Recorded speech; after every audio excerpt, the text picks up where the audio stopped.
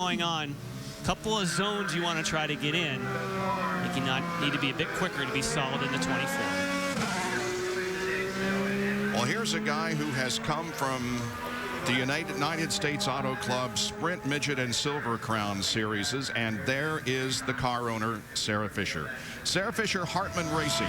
Bryan Clauson is the driver behind the wheel.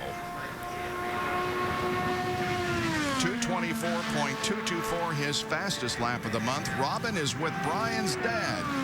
I'm with Tim Clauson. And Timmy, I tell you what, this is your son's the first guy since Tony Stewart that got hired to drive the Indy 500. Just talk about how proud you are of this moment and how it happened. Well, I'm very proud, obviously, to come off the dirt tracks of Indiana to the world's greatest race. And a lot of credit has to go to Randy Bernard and the Indy Racing League for having this vision, and of course to Sarah Fisher, Hartman Racing, for taking a chance on a guy who was running Dodge City, Kansas last weekend. You guys, you and your son, out in your garage behind your house, put midgets and sprint cars together the last 5 years, and now you're just a spectator. Is it making you crazy? You can't get in there and turn some wrenches? For the first time in my life, I'm sitting back and enjoying it. Well, good luck to you. We're looking forward to it. It's always a good story to see a real race driver from the grassroots of USAC, where Indianapolis used to be built back in the Indianapolis 500. Absolutely right, Robin. And there are a lot of people, as Sarah waves the green flag, that wish this young driver very, very good things in his career. He participated in the Firestone Freedom 100 for the Indy Light Series last year here in Indianapolis, but this is his first time in the big cars, so to speak. He just picked up a sponsor a couple of days ago, Angie's List. Now, we do have the top 9 qualifiers right now, so from this point on, we'll be bumping into the top 9. And Bobby just broke 230 on his trap, so he has a nice lap going that was into turn 3 and actually pretty solid into turn 1 as well at 227, so this is coming together nicely. First lap, 224.056. Good lap for Bryan. Yeah. Look at the reaction.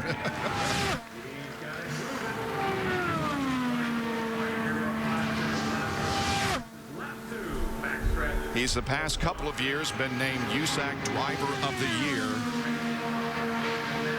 And for those of us who grew up here in the central Indiana area going to Sprint, Midget, and Silver Crown races, it's good to see a driver come here from those classes and try to qualify for the 500. And Bob, this is quicker. Really? Quicker yet. 223.702, not quite as fast. Still got to fine-tune that wall. Jan, you got when somebody hand Jan a screwdriver, please. Yeah, I think I have to adjust.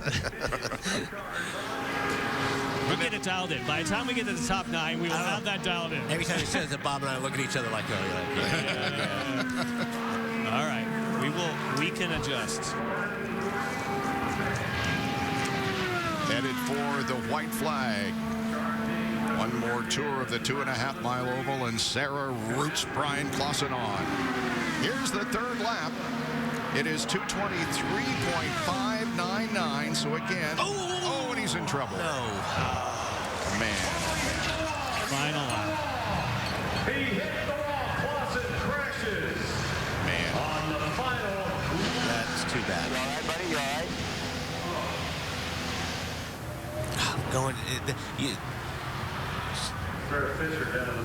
And that's how your emotions go from the highest of highs to the lowest of lows in just 2 seconds flat. Hits the wall. He's running at 223.5 miles an hour. Safety crew quickly on the scene. And that is the first significant hit of the entire month. His teammate Joseph Newgard, as I said, had a relatively minor brush with the wall, but this is the first solid impact.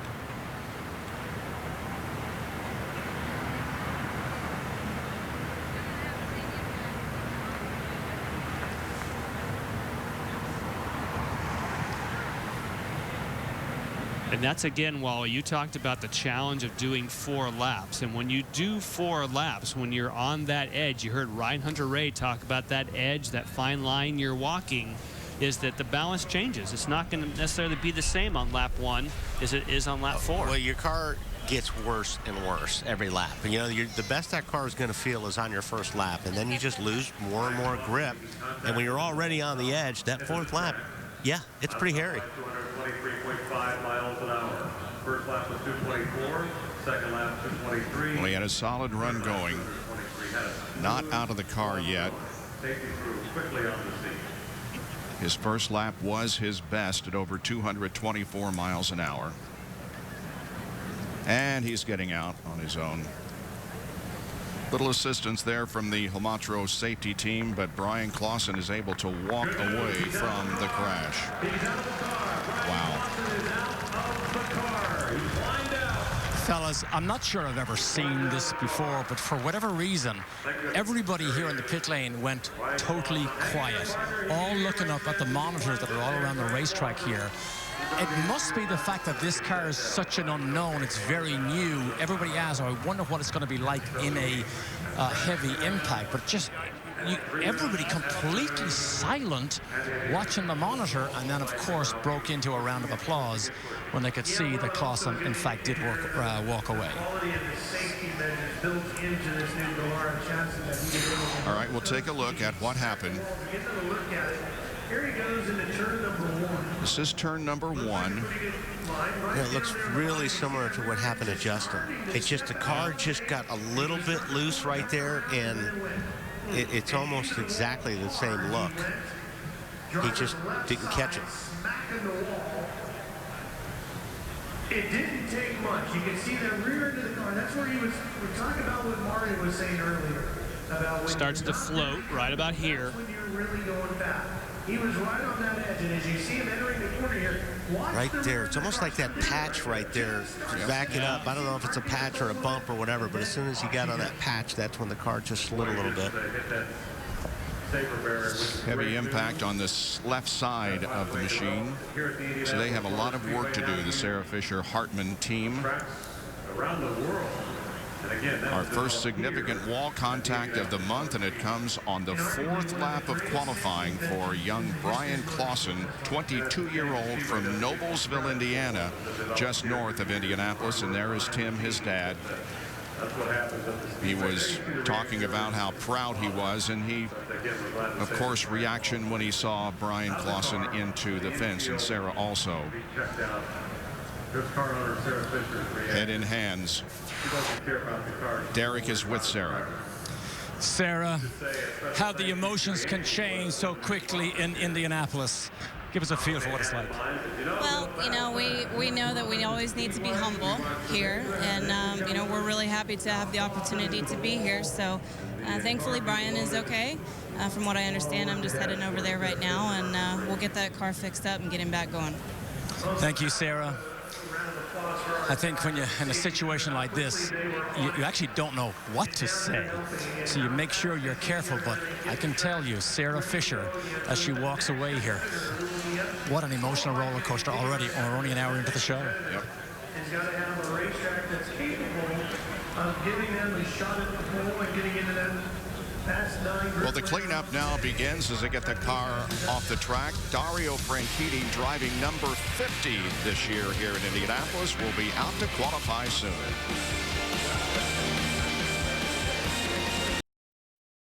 And Dario Franchitti will be the next out when qualifying resumes here momentarily. Track workers are in turn number 1 in the short chute between 1 and 2. One of the things, of course, they have to deal with is the safer barrier that Bryan Clauson hit just a few moments ago. It's usually a relatively quick repair, so hopefully it won't take very long, but we sure hope that Bryan is okay. Of course, he'll have to make the mandatory trip to the IU Medical Center here in the infield of the Indianapolis Motor Speedway before being cleared to drive. And there is the car with damage to the left side. We'll take a look at the crash real time.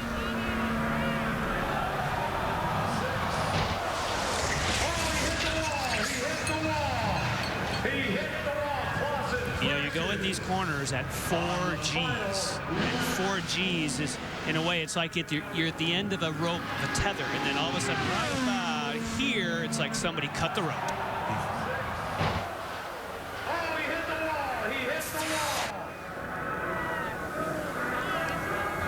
And again, the first significant impact with the new DW12 chassis. Yeah, they'll be taking a close look at that, you know, once it gets back over there on the Speedway and the officials. Looked like it did a pretty good job, though.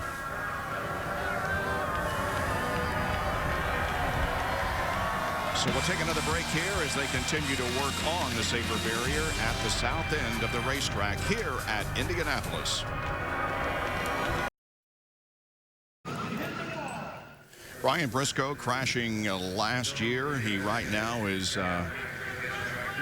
thinking about what he has to do in a few moments against the pit wall. Briscoe will be out shortly to qualify. Bryan Clauson crashed just a few moments ago. That's why we are in a hold situation at the moment.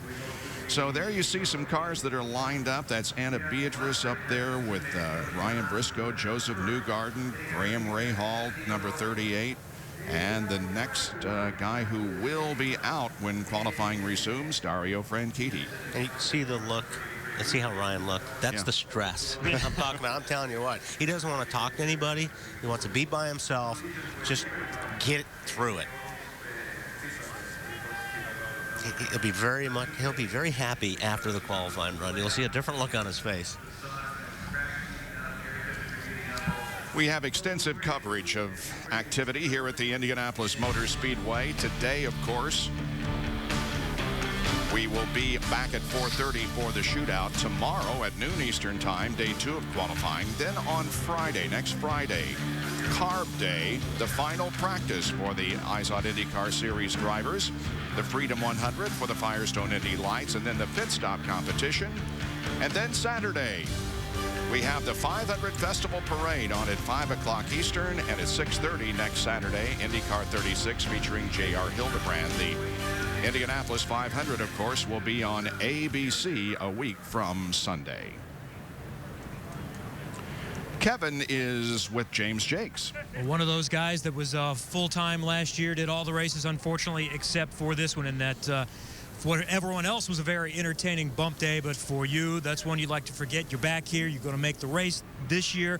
How'd you feel about the run today? Yeah, last year wasn't great. It was probably one of my worst memories at a racetrack. But the run wasn't great today. We were a little bit loose. We probably took a bit too much downforce out, really, and the car was loose. Here, you can actually take too much downforce out and you go slower. So we'll look at the data, check whether we're going to do another run, and then decide. The track temperature is creeping up because the air temperature is getting so much hotter. So we'll, like I said, evaluate and see how it looks. James Jakes from Dale Coyne Racing trying to get in the top 24 today. Bob, Dario Franchitti is on track. Yes, he is set to go with... Yeah, it makes a good point. We were at, what, 103, Jan, when we started. What are we at now? Just went to 113. So it's 10 degrees, yeah. Track temperature goes up 10 degrees, as James was saying. Makes a big difference. 4 times on the front row here in Indianapolis for Dario Franchitti. 3rd in 2004, 7, 9, and 10. His wins, of course, in the 500 came in 2007 and 2010. What are you thinking about as the first car out after an accident? Well, I think he's fine now. It was sitting there during the cleanup that you're going crazy. It's just, you know, you just want to get going out there. But as soon as you fire the car up and you go through the first or second corner, you're back in mode. This will be Dario's 9th Indianapolis 500 start. And here comes the green flag to begin. Wow, Ashley, go for it. Yeah. You need to display the green flag so that you actually start the attempt. And that was a vigorous display of the green flag. No question that was seen in race control. 225.846 was the fastest lap that Dario had in practice. Again, the 9 have been determined right now, so we begin bumping into the top 9, and the 9th slowest qualifier at the moment, or fastest, whichever you prefer, would be Townsend Bell at 221.51. Yeah, we were seeing 230s out of the faster guys. What did we see out of trap speed there? That was a 230. The real big ones early on, we saw some 232s, but if you break 230, you're good, and Dario did that on lap 1. 2:23.624 was the first lap for Franchitti. And I think that kind of plays to what we heard James Jake say, is that sometimes you can take too much downforce out. If you hit 230, but you're doing 223 as an average, that means you're losing it in the corners. And again, that's what track temperature will do, Wally. Right. Franchitti is halfway through the run. Second lap, 223.545. Again, a very consistent run. By the way, Bryan Clauson had going the fourth most consistent run for 3 laps when he did crash. The most consistent 4-lap run so far has been Charlie Kimball with a difference of .0297 for 4 laps.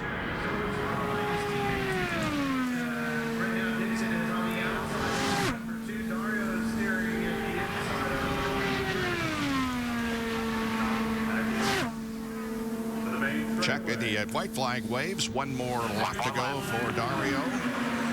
And lap number 3 is 223.497. Again, down just a little bit. Let's give Charlie a run for most consistent. Yeah. Yep.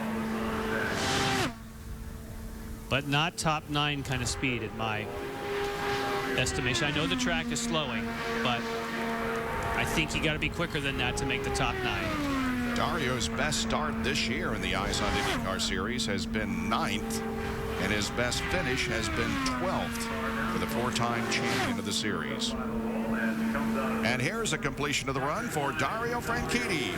4th lap, 223.665. So that was his fastest lap of the 4. And the average is 223.582. And that makes him the 7th quickest overall, and Townsend Bell is out of the top 9.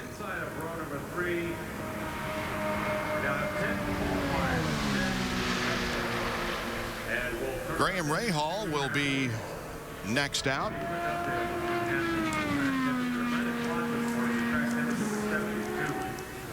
By 10 a.m. it was 89. And at noon, He'll get a report from, I mean, they'll have to act quickly, but they would get a quick report from Dario Franchitti. When you're lined up team car to team car, there's not much you can do. You oftentimes hope when you do the draw that you've got a couple cars in between so that your teammate can get you a read on the racetrack at the time. You can make a quick adjustment, but you've got to roll out about the time he takes the checker. 6th gear. So you have to do it by data. This will be Graham Rahal's 5th Indianapolis 500. Back in 1986, his dad Bobby competed in his 5th 500 and won. You heard them say 6th gear. You're like, well, yeah, duh. But no, remember Derek said earlier, it's often you use 3 top gears and you can choose which one for the condition. So oftentimes the crew, and that's something they would have learned from Dario. They can do that just by data without talking to him and say, okay, this is the gear we want you to run, 4th, 5th, or 6th. They can be all really close together. And here we go with Graham Rahal. Best start here in Indianapolis was back in 2009. Started from 4th spot inside of row number 2. He finished 3rd in the 500 last year. 227.4 into turn 1. Dario, who just completed his run, had the 2nd most consistent run. 231.3. Wow. That's higher than we've seen. That's definitely quicker than Dario was on that same point on that lap. First lap of 4 completed. Graham Rahal, 224.181. I think the wind may be gusting or picking up a little bit back there too, Jan. Every once in a while, instead of flags, stand straight up going down the backstretch.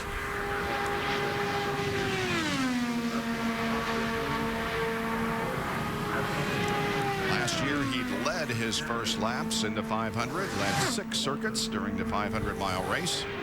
Okay, I've used the screwdriver. Let's see. Let's try this. I say 224 even. Okay. See how we do. Remember your weight jacker to keep this gear. Keep this gear. Okay, give me my screwdriver. There we go. 224.05. Okay, we're fine tuning now. You were himself. It's just data, Bob. Just got to get it fine-tuned. He has the 5th fastest speed so far after 2 of the 4 laps. You'll hear conversations on the radio. We've heard it already about weight jacker. You can give it a click and essentially move, even sometimes only a couple of pounds is all it needs to kind of bring it into balance. And oftentimes that's because it changes over 4 laps. 223.888 was lap number 3, down a little bit from the first 2. Still 5th fastest overall, however. Car on the bubble, so to speak, as far as the top 9 is concerned, is James Jakes, the 222.3. Graham Rahal in the short chute.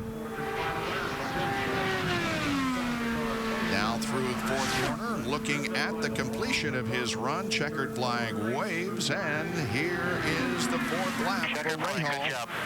223.711, and the 4-lap average is 223.959. He is the 5th fastest of 11 that we have qualified so far. A lot more qualifying to go, however. Joseph Newgarden, who was fastest overall several days this past week, is next to go.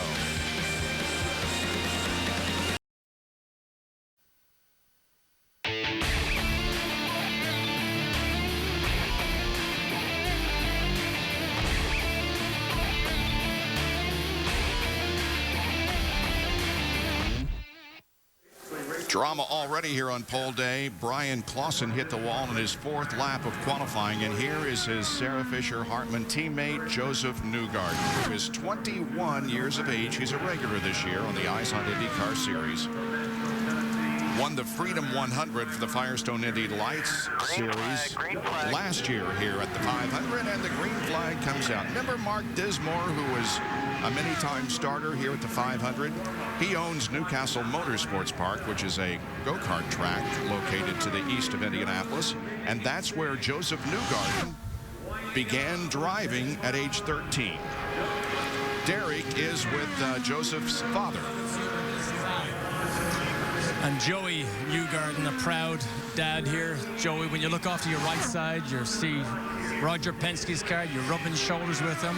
A long way from Newcastle Motorsports Park not too many years ago in go-karts. Oh, yeah. Racing go-karts out at Newcastle to Indianapolis 500 qualifying.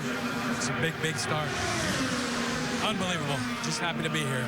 I saw you taking photographs earlier, but your hands were shaking so much, I doubt any of them are in focus. Well, I got my hands crossed right now is all I can tell you, because he just went over 225, and he's here to show what he can do, and he got a great opportunity from Sarah Fisher Hartman Racing, and I know he's going to make the most of it.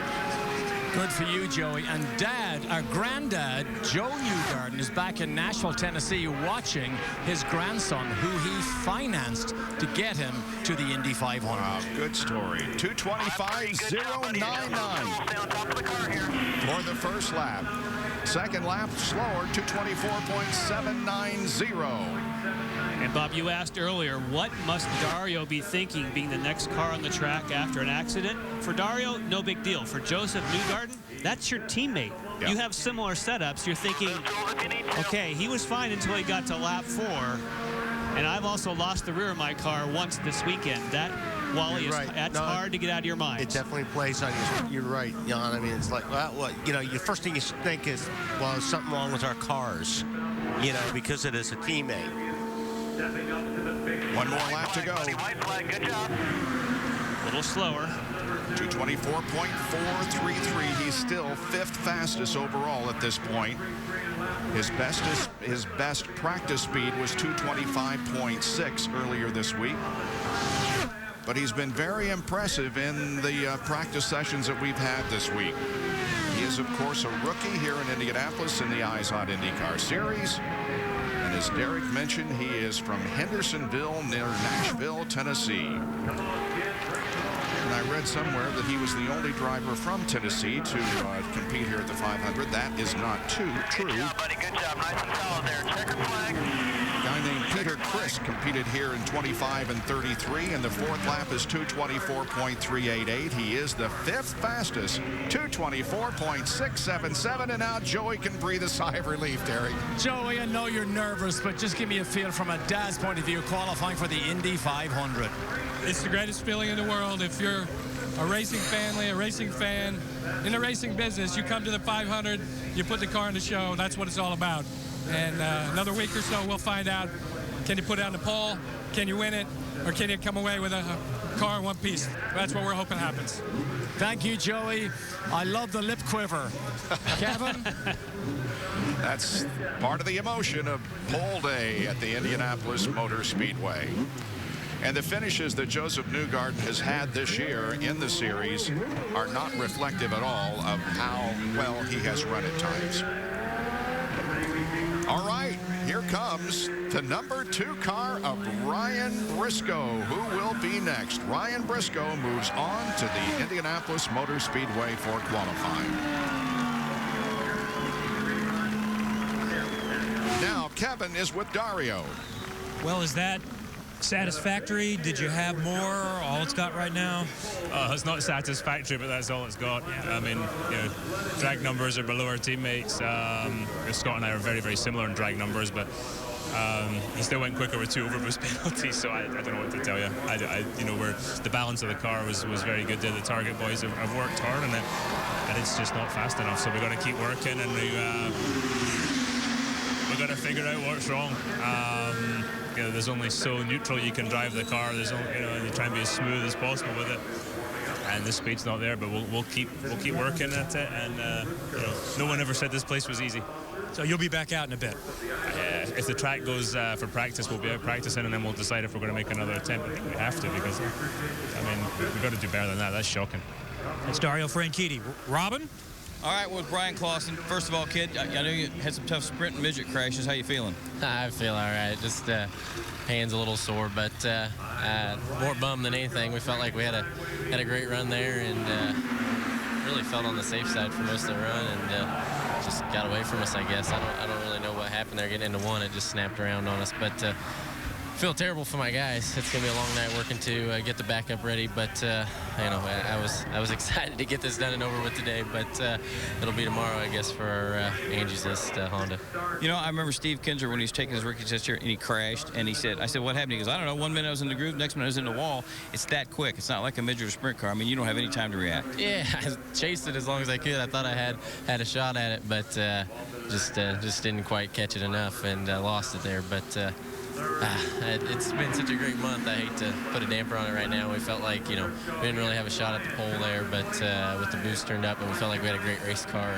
And like I said, we didn't feel like we were really taking any risk, but I guess we ended up, you know, it wasn't enough. But it's all right. We'll put the other one together and get back out there tomorrow and get in and get to work on it in race train. Okay, kid. Bob, back to you. We're glad Bryan Clauson's all right. You bet we are. And the first lap for Ryan Briscoe is a very impressive 2:25.297. He's second quick. And he has great split times. This is a very solid, for the track temperature we have, Wally, this is a very solid run. Yep, it really is. Start, like you said, it's a little bit slower. 229 into turn 1. That's one of the higher numbers we've seen at this temperature. Not quite as quick. Again, the wind may be shifting slightly. Oh, 232.7. Yeah, I think the wind, like that's I said, his best split ever. There's a flag over my right shoulder. I keep looking up, and 1 minute it's laying down, and then the second minute it just really blowing hard. This should be back in the 225s, Bob. Yes, it is. 225.177.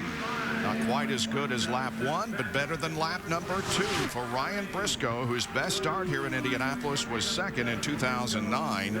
He finished 5th in the race in 2007. It'll be his 7th start in the 500. And we have big news from the tech area that we're going to tell you about here just as soon as Ryan Briscoe finishes his qualification run. And he is at the north end of the racetrack in turn 4, now headed toward the checkered flag. and Ryan Briscoe. Great job. 225 average plus. Yep, it is. The fourth lap is 224.879, but the average is 225.078. The qualification run of Tony Kanaan has been voided because he had no ballast in the car.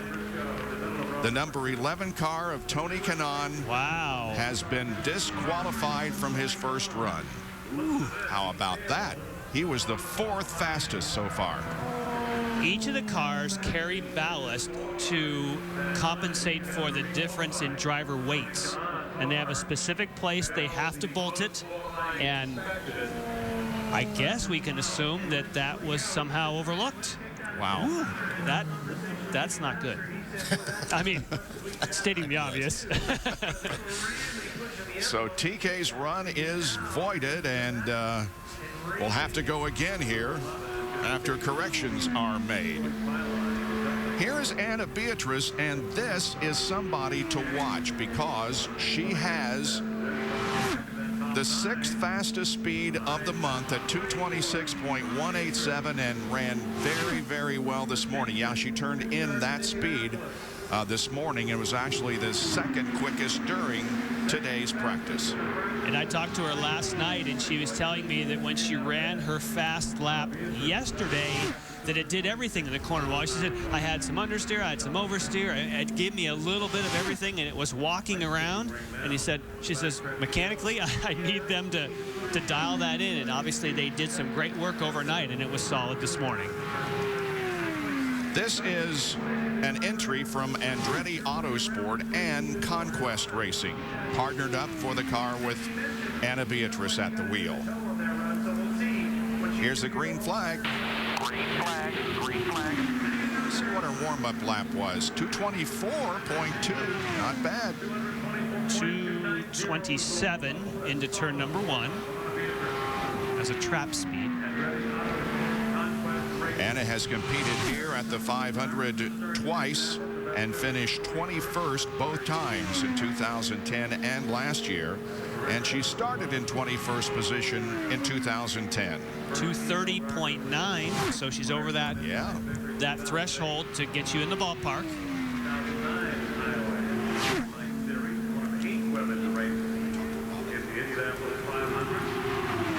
Here's the completion of lap number 1 for NBC's 224.364. Good lap. Hey, Robin Miller. Back in was it 56 or 59? Bob Feith drove a car here that was painted almost exactly like this one, the old Federal Engineering car. You remember it? Sure, I do. And, you know, I think Bud Tinglestad drove the same, I mean, not the same car, but the same paint job. Because remember Dave Letterman saying that was the prettiest paint job he ever saw, and that's why he fell in love with the Indy 500. Oh, yeah, good point. Anna's got a good run going down the front stretch.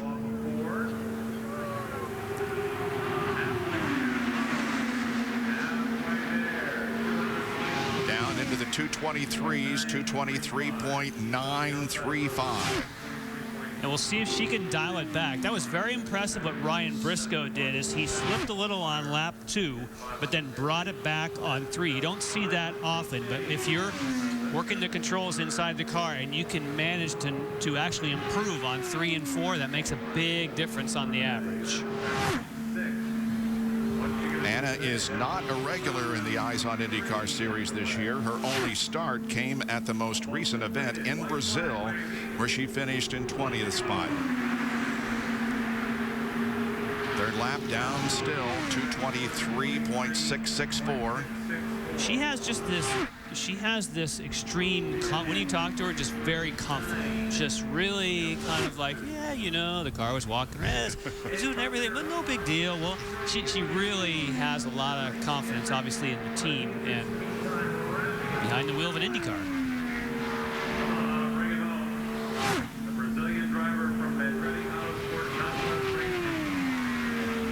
The car on the bubble is, Dario Franchitti.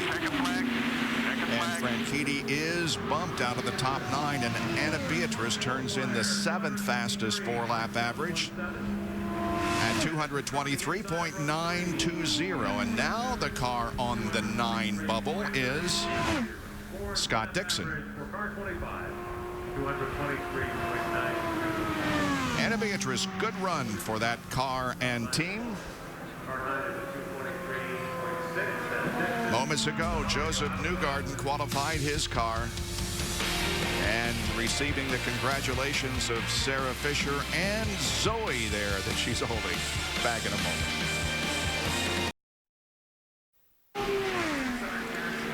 On the Indianapolis Motor Speedway on this pole day is Ed Carpenter driving the Fuzzy's Ultra Premium Vodka car. We have had 14 qualifiers so far, 13 qualifiers so far. Actually, we've had 15, but Tony Kanaan's run was disqualified because of a ballast issue. So he's out of the lineup at this point. And of course, we're trying to bump into the top 9, and the 9th fastest qualifier at this point is Scott Dixon with a 223.684, and Ed Carpenter will try to get himself into that top 9. And you mentioned the ballast. Now, we talked about that there's ballast that goes low. He's high up there. He was high on his warm-up lap, too, coming out of there. Picking up on the ballast on the very top where you see the onboard camera location, that spherical right up on top of the roll hoop. They have to carry ballast in there too. When they don't have an onboard camera, they've got to carry some ballast. So Tony Kanaan, it may have been the driver ballast, or you also have to carry ballast when you don't have an onboard camera. Be interesting to see which one they didn't put on the car. Hey, Jan, let me add to that, brother. I'm standing here next to AJ Foyt's backup car. The mirror ballast part is $44.54. It's £1.50. It goes right in here, and if you don't carry an in-car camera, you just put the little £1.50 right there. And the good news is that it doesn't. I mean, it's £1.50 and a $44 part, and it just costs you where you're going to start in the Indy 500. Not that he can't come back, but believe me, they're not very happy right now over the old KV garage. Huh. Does Foyt know you're messing with his car, Robin? He's eating chicken, so he didn't see me. I snuck in here. 222.544 for Ed Carpenter on lap 1 and 221.136 on his second lap. So Ed will not get into the top 9.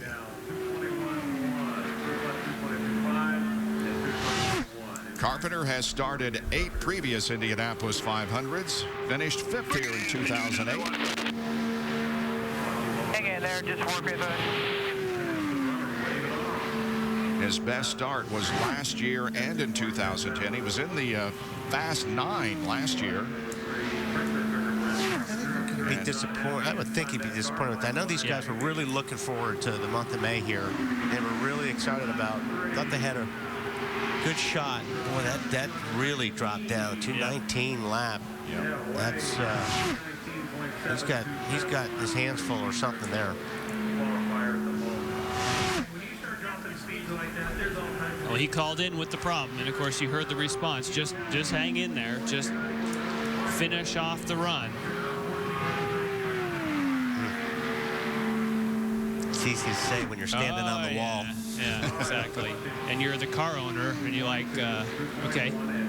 Yeah, good point. He is an owner-driver this year in the series. That is right. He is also the owner. 4th lap is 218.147, so he's down another mile an hour. 220.377 is a 4-lap average for Ed Carpenter. Now, let's talk to Joseph Newgarden. Kevin? Joseph Newgarden is signing autographs for fans here, making the best use of his time possible. Well, congratulations. You have qualified for the Indianapolis 500, and you're the fastest Honda, faster than all the Ganassis who have gone out. Man, they got a good race car at Sarah Fisher Hartman Racing. You know, I think we maximized our potential today, which is great. That's what you shoot to do. You know, every weekend you run, and really the race is important for us. That's the big show. That's where we want to achieve the most. So, you know, even if we don't get to the top today and we don't make it into the Fast 9, wherever we land, really, we're going to be putting priority on the big show on next Sunday. So I'm feeling good about things. If you do slip, are you going to go back out again? Do you have more to make sure you're in the Fast 9? We don't know. I haven't had a chance to talk to the team. I just got done. You know, everything's been a rush. So I think once we get some time to sit down, see how everything's settling in, then we'll make a decision. But I don't really know what we're going to do yet. You've done some spoofs with video cameras with fans, and they haven't known who you were. Are they starting to figure out who he is? You guys know Joseph Newgarden? Is he becoming one of the fan favorites? One of the top rookies here at Indianapolis. He is our fastest Honda qualifier so far. Yeah, he took a camera around for the public address here this past week and just walked up to fans and asked them if they knew who Joseph Newgarden was. Of course, nobody knew him. I did the same thing asking about Bob Jenkins, and nobody knew who you were I know. either. Well, that's another story, though. They didn't want to know you. Yeah, all right, here comes kind of a strange situation. Michelle Jourdain is here at the 500 for the first time since 1997. Quite a gap. And Bob, I know you've been diligently researching if that is the biggest gap. No, it is not. The biggest gap. Hang on a second. Say something. Bob has to go to his notes. But Michelle obviously started, he was very much on the young side when he ran originally in kart. And so he's still a young guy and just had this opportunity to come together with some of his original sponsors that he ran in the past. And he's putting everything into it. It's his first appearance here since 1996. But that is not a record in terms of spans between appearances. Cy Marshall ran in 1930 and 1947 for a 17-year gap, and Roland Free also had a 17-year gap. So Michelle Jourdain is close, but doesn't win the prize. Back in 1996, he started in 8th position and finished 13th.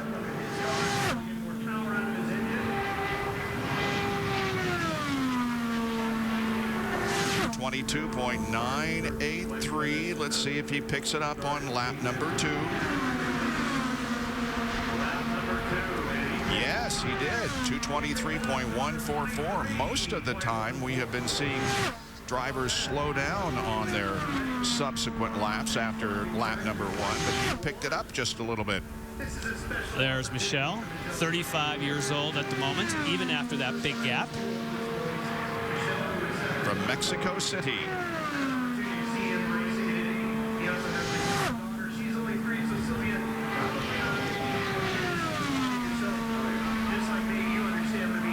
Yesterday, he came down the front stretch, or the back stretch actually, and there was a lot of smoke and flame from that car, but obviously they have it corrected. 222.8 on lap number 3, Kevin. And that came at a bad time because yesterday is when they got the extra horsepower that's in play for qualifying. They've been going very conservative as he gets used to running on ovals and at the speedway again. So that was the day they were going to trim things out, and they got a handful of laps. So this morning's practice session was his only chance to get out there in any kind of qualifying trim.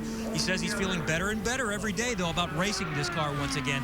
Now, while it's been a while since he's been away from the 500 since '96, he has raced Indy cars as recently as 2004.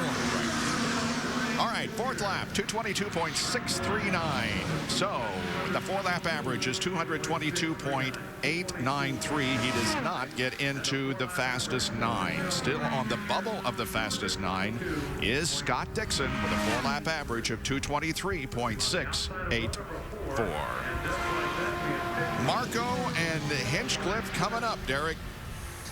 Marco is just standing over here having a chat to one of his crew members. If I can just step in, Marco, fastest man here all month. You feel confident in the line here? I think so, yeah. I mean, we're going to have to see. I'm just praying this thing replicates, because if we could do what we did yesterday, then we're looking real good.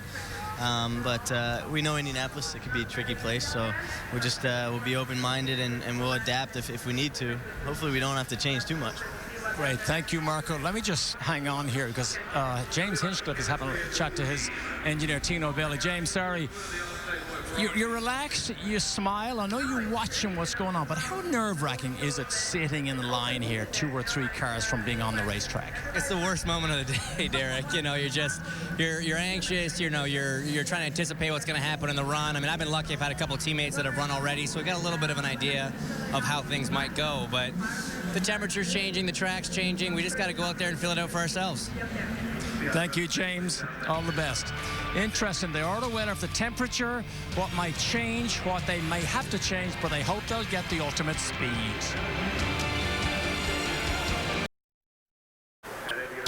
The Pagoda at the Indianapolis Motor Speedway on pole day. Here's what we've accomplished so far. 15 qualifiers. Will Power, Ryan Hunter-Reay, and Helio Castroneves are the fastest 3. Then Ryan Briscoe, Joseph Newgarden, and Graham Rahal. Anna Beatrice, Charlie Kimball, and Scott Dixon are the fastest 9 at this point. Out of the top 9, Fran Keaty, Wilson, Michelle Jourdain, and James Jakes, Townsend Bell, and Ed Carpenter have also qualifier. So we're bumping into the top 9, or trying to, because those 9 fastest at 4:30 this afternoon will go into the shootout and determine the top 9 starting positions, including the pole sitter. One other qualifier today, Tony Kanaan. His run was disqualified because of a ballast issue in the car. And on the racetrack is Takuma Sato. 223.754 on lap number 1 for Sato, who's only started here twice. His best start here in Indianapolis was last year when he began from 10th position. Good job. Nice lap there. Keep it going, babe. Use your tool. Jourdain's teammate, Bobby Rahal, Letterman Lanigan Racing.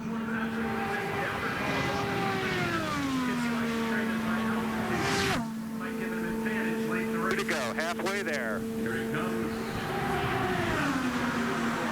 And at the halfway point, second lap is 223.388, just a little bit slower on lap number 2. For those of you just joining us, Bryan Clauson was out qualifying, and on his 4th lap, he hit the wall in turn number 1. The safer barrier, he's okay. The car is extensively damaged. The track temperature, Bob, now is up to 119 degrees, so that continues to climb, and that's climbing quickly. When Dario went out, it was 113, so it's gone another 6 degrees, which definitely slows the cars. Last lap. Let's make it a good one. 223.232 on lap number 3, so he is not in danger right now of getting into the top 9. In fact, he is 11th fastest at this point with 3 laps completed. Will Power's 225.399 4-lap average is the best that's been turned in so far today.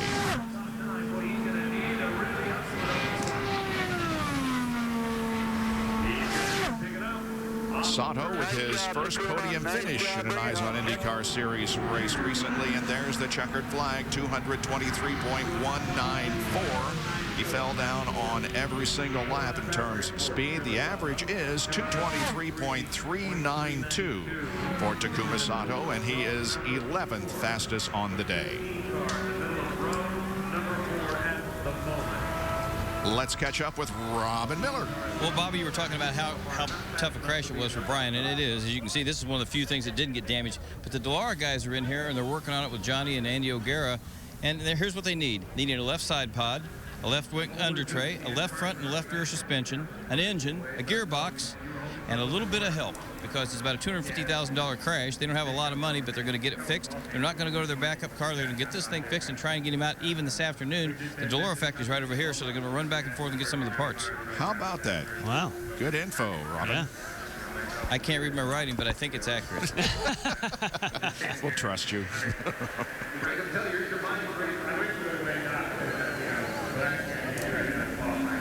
Now on to the 2.5-mile oval is E.J. Viso.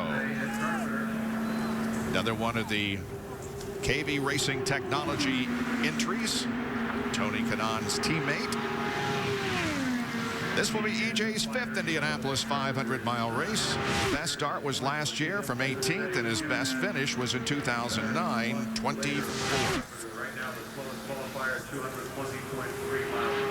Viso's best practice lap was yesterday at 225.137.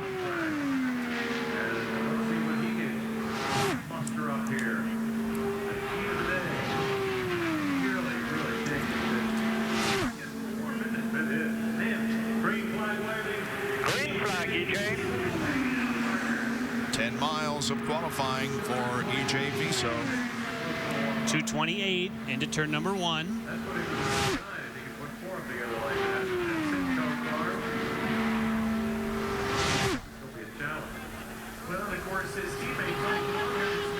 And he's looking for a 223.6 average to get into the top 9. 24 cars will qualify overall today, but you want to get into the top 9 to go to the shootout between 4:30 and 6, which you will see live here on the NBC Sports Network. He was 230 even on the backside of the course into turn 3. It's a 224.614, and that will get him into the top 9 at this point. 224.614 for Viso. His first couple of splits are better, but then in turn 2, he lost a little speed.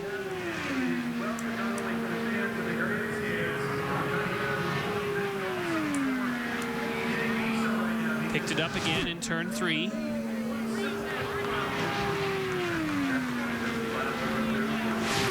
I think he lost enough to where this lap will be just slightly slower than his first. Boy, that's very slow. Man, look at that. That's not going to the wire there. A 6.14 to a 6.12. 40.0688 on the first lap and 40.0691 on the second lap. He's improving each time into turn 1, and he tends to lose a little in turn 2. Then picks it up again. That was 230.4 into turn 3. Now remember, even if Scott Dixon does get bumped out here, and it appears at this point that he will, he still has 2 more opportunities to get into the top 9 between now and 4 o'clock. Third lap, 224.370, so he dropped down just a little bit. First lap 224.6, lap 2 224.6, lap 3 224.3. On your final lap, when you get through 1 and 2, Wally, you're like, maybe half a. Still got 3 and 4 to get through. Car looks good though. Yeah, nice and solid. Yeah. And you can bet they checked carefully the wing to be sure they had the ballast for the onboard camera after Checkered flag, Adrian. Checkered flag. his teammates' woes. Way down by the wall. Fourth lap, 224.095. 4-lap average for E.J. Viso is 224.422. And that's the 6th fastest. He does bump Scott Dixon out of the top 9. And put on the top 9 bubble is Charlie Kimball. J.R. Hildebrand, last year's runner-up here in the Indianapolis 500, will be next to go on pole day.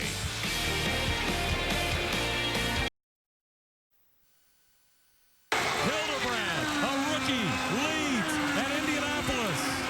You know, I am not going to be the guy that sits here and gives this race up. All around the world, our servicemen and women on this Memorial Day pulling for J.R. Hildebrand in that National Guard entry. I think had it not been the last lap of the race, you know, my take on the whole situation probably would have been different. J.R. Hildebrand tried to do the unthinkable, win his first Indianapolis 500. Half a lap. He's got half a lap to go, and he's the Indy 500 champion.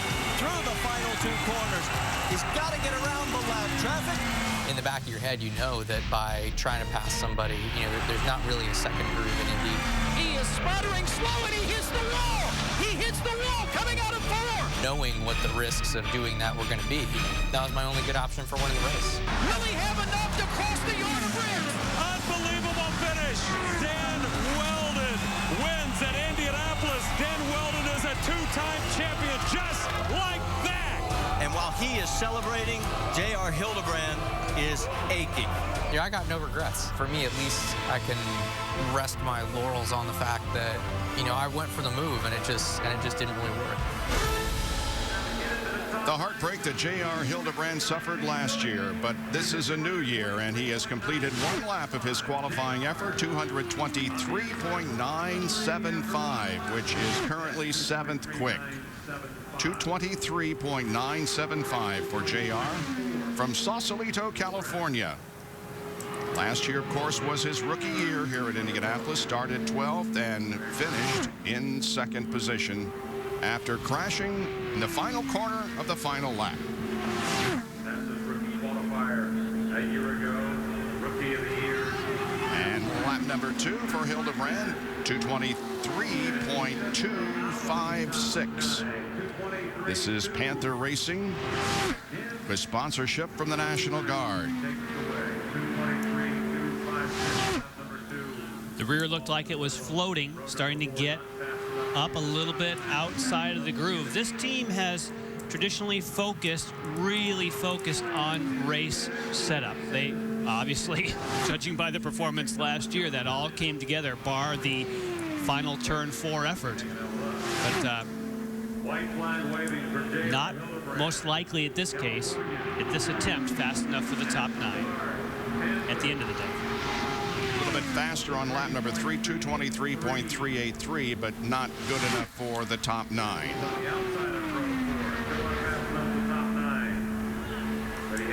Hildebrand, only 24 years of age. I don't think we've mentioned, have we, that this is Dario's birthday, Frankini's birthday? If I have missed that, I apologize. We have now. Happy birthday, Dario. 38th birthday for Mr. Franchitti. All right, headed toward the checkered flag is J.R. Hildebrand. 11 up in the starter stand, waving the checkered flag, 223.078, 4-lap average, 223.422. And that is the 12th fastest 4-lap average turned in here on pole day.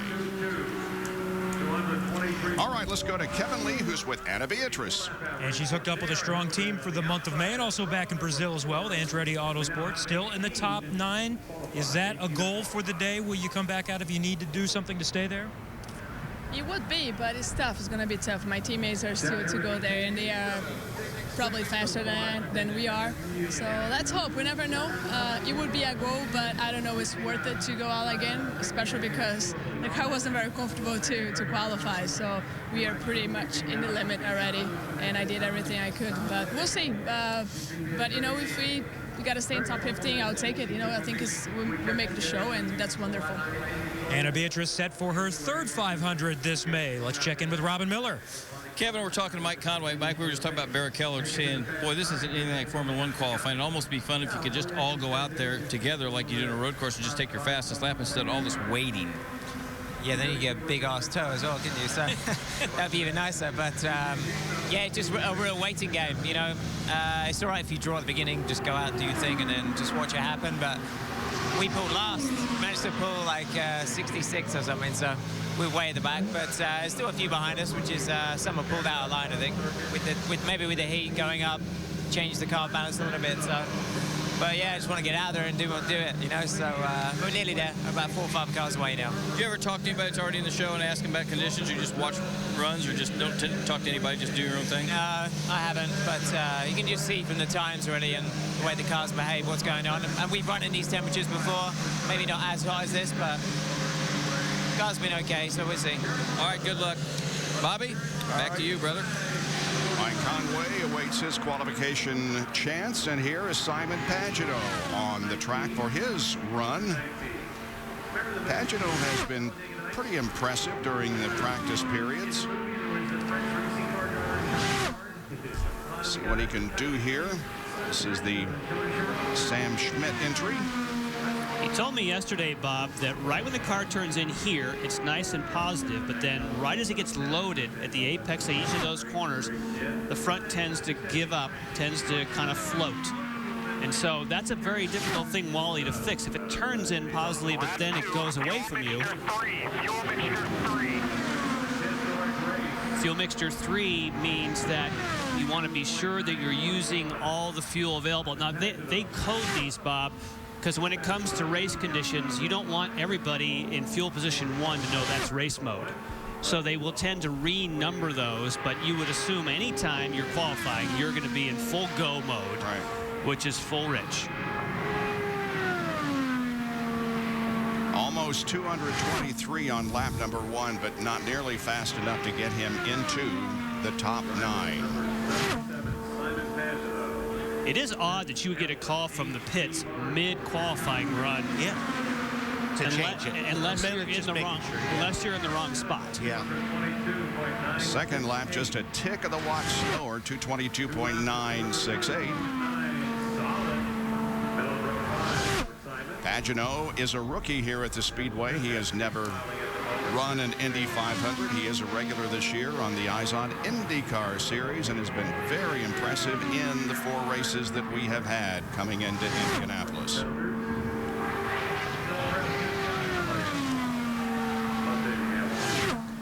Speaking of fuel, you use White flag, 2.5 gallons is all it takes to do a qualifying run. But you, of course, have to add your warm-ups and cool-downs, as we found out last year with the Ganassi team, that you can miss it by a half a gallon and you're in big trouble. So they generally start with around 4. And speaking of birthdays, yesterday was Simon Pagenaud's birthday. He was 28. And he's been asking fans to bring to the Speedway this year during practice sunglasses. He likes his sunnies and is always losing them, I understand. And those collected will be given to Goodwill at the end of the month. Here's the checkered flag. 4th lap is 222.804.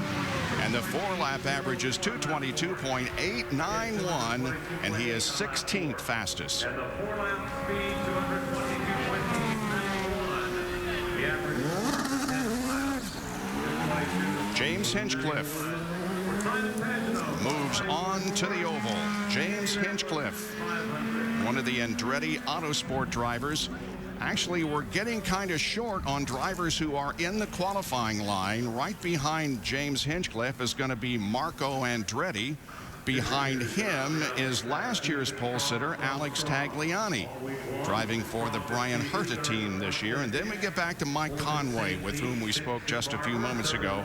He's driving this year for A.J. Foyt.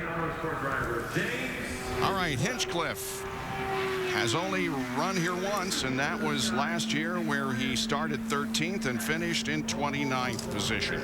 All right, green, next time by.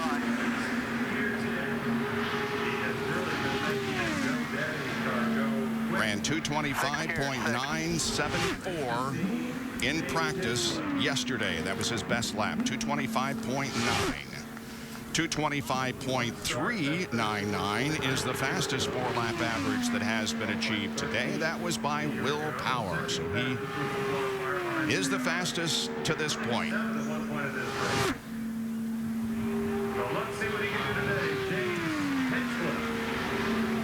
I understand he's carrying gloves worn by Greg Moore, a fellow Canadian who was a very, very good race driver, but never got the chance to race here at Indianapolis. Lost his life in a racing accident in California, but James is thinking about him today and carrying gloves that were worn by Greg Moore. And Bob, these split times are excellent. He started 229 on his trap speed. He's just getting to the trap speed for turn 3, 230.8. Again, in the heat of the day, he was really quick through turn 1 and 2. Not quite as much on this end of the racetrack, but a great start. Yeah, leave it there. Lap number 1 for Hinchcliffe. 226.026. Wow. And he's getting all of his speed right through here. He's fast into turn 1, and he keeps it all the way through 2. So the way they have this car set up, they give it away a little bit in 3 and 4, but he's flying on the front end. 25-year-old Canadian James Hinchcliffe has the fastest so far. Can he hold it together for 4 laps? The Canadian kid is hustling. He is hustling on lap number 2. Here he comes, halfway point. Second lap completed. Was it as good as the first? Not quite. 225.817. Oh, but he just broke 230 into turn 1 in the heat of the day. Wow. Andretti Autosport has the magic set up at this point. And Marco is coming up shortly. Into turn number 4 is Hinchcliffe in the GoDaddy car. White flag showing one more lap to go. Third lap. 225.611. He's dropping down, but so far he is the fastest if he can turn in a decent lap number 4. They also know the fastest does not pay here. You only have to be, you get excited, like, it's a pole run. No, it's not. It's getting you to that point, and he just needs to stay solid here. Still gives you a lot of confidence knowing that the track is going to be better after 4:30, I would think, if it's going to be cooled down a little bit. Well, you get pretty excited about that fast 9 if you can pull away with a good run here in the heat of the day. Let's see if he is the fastest. 4th lap, yes, 225.530. His 4-lap average is 225.746, and he is the fastest today, knocking Will Power back to 2nd. And a great run for James Hinchcliffe.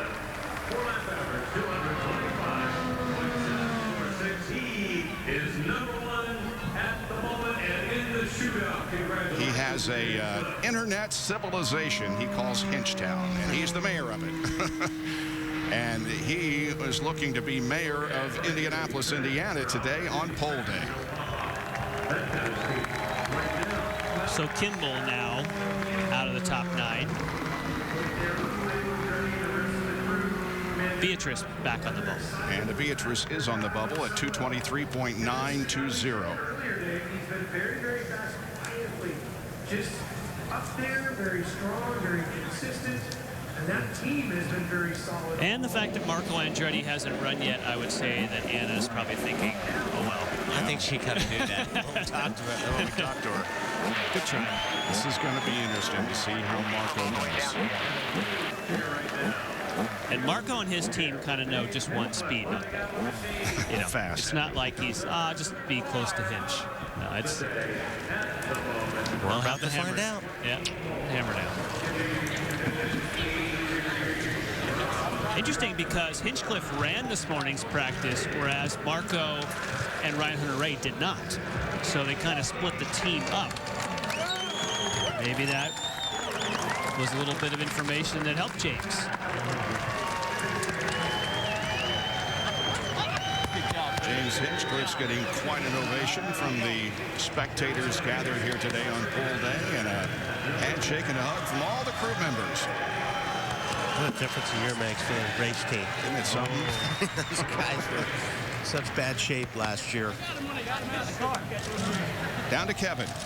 Certainly, James Hinchcliffe is excited about this opportunity to sit atop the pylon with the fastest speed so far at the moment, but he was thinking about his teammates coming down, cooling on the cool-down lap. He was talking to the team on the radio, giving them some things and adjustments that can help Marco Andretti for his run.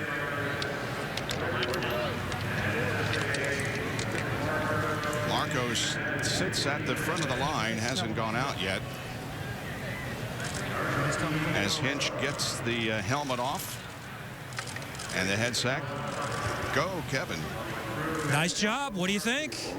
Well, it's tough to be too upset with that, right? I mean, it's been that kind of month, man. The Andretti Autosport crew has just done such a good job all winter long. This team has been working so well together, and it's just such a relief, you know, to see it pay off. We got Ryan up there. Marco's probably going to go out and beat me right now, you know.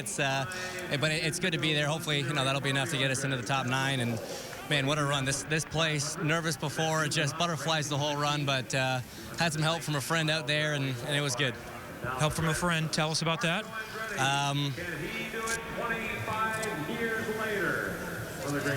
Yep, Bob talked about this. Greg Moore never got to do laps at Indy, so we just qualified with him. That's great. Good luck. James Hinchcliffe. Impressive run, 225.746. Here is the guy who has the second fastest speed of the week in practice. It came yesterday. They didn't go onto the track for the practice today. 227.540 for Marco, and let's find out how Grandpa thinks about this, Derek. Mario watching here. Mario, it looks easy sometimes. Why is it just so difficult here to do these 4 laps? Well, because obviously you go to the minimum amount of downforce, and then you hope you don't step over that line. So It's these guys are right on the edge, obviously. You know, that's what it's all about. That is what it's all about, and Mario knows that so many times. Let's watch Marco. That's a good warm-up lap right there. 224.7 in the warm-up lap. 229 into turn 1.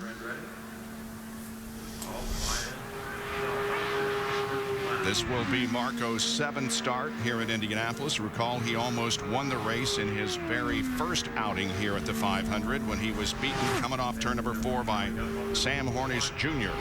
231.5 on the backside. So his car a little different than James. That's lap 1. Think about your tools. Let's see what he does. Lap number 1. 224.999. 6th quick. Wow.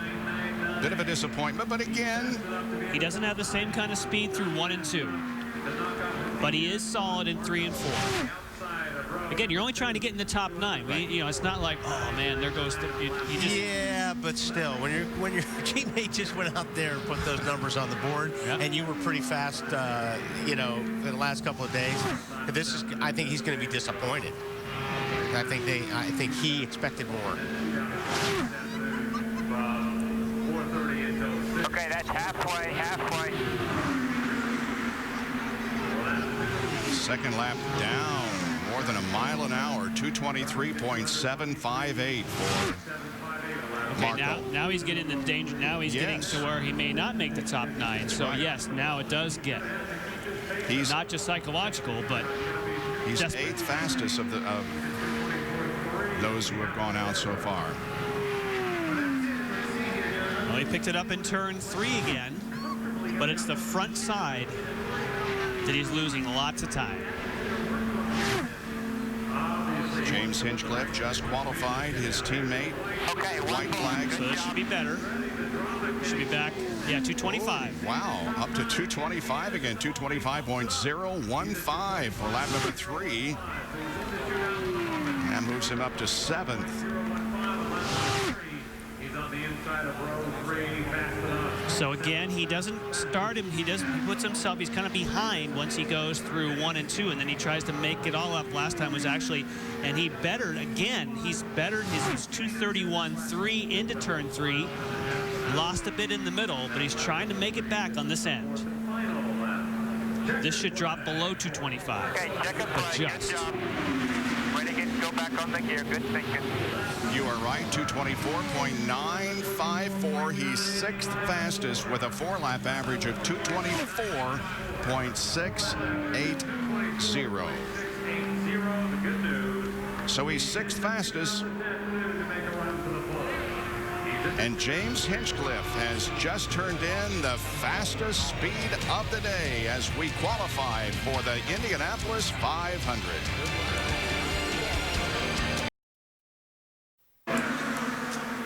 I think Indianapolis is a beast of its own.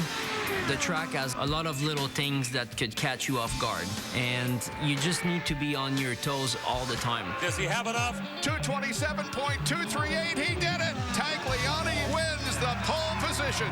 The pole is the best pole to have of the season because for 1 week, you're the fastest guy at Indy. You did it! You have a pole!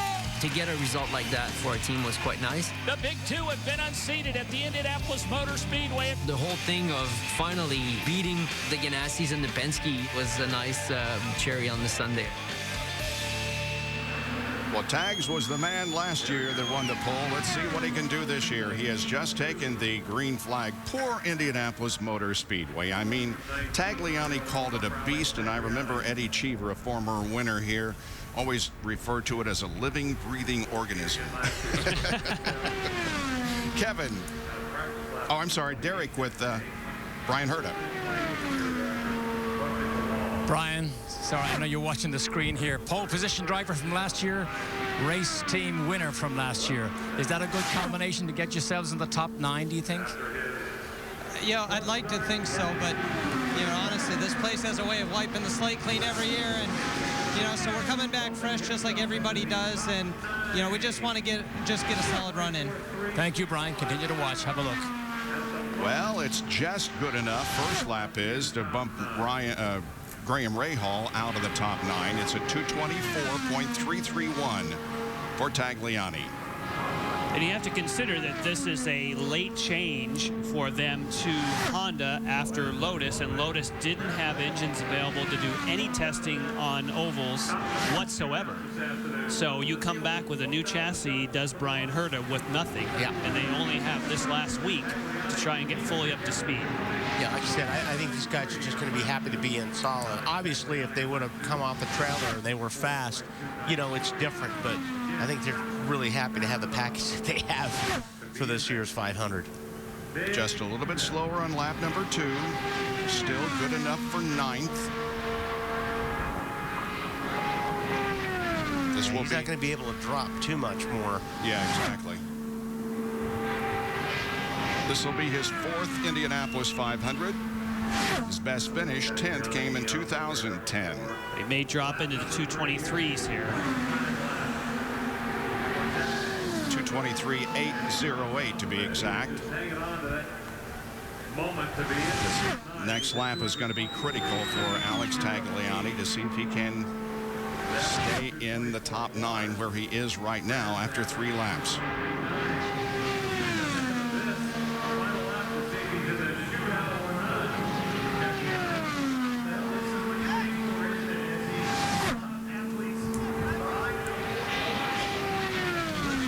Still losing a bit of time. So slower yet. Okay, is it good enough to keep him in the top 9? Yes, it is. 223.570. 4-lap average of 224.000. 224 flat. And indeed, Graham Rahal is bumped out of the top 9, but Tagliani is now on the top 9 bubble. More qualifying on pole day at Indianapolis.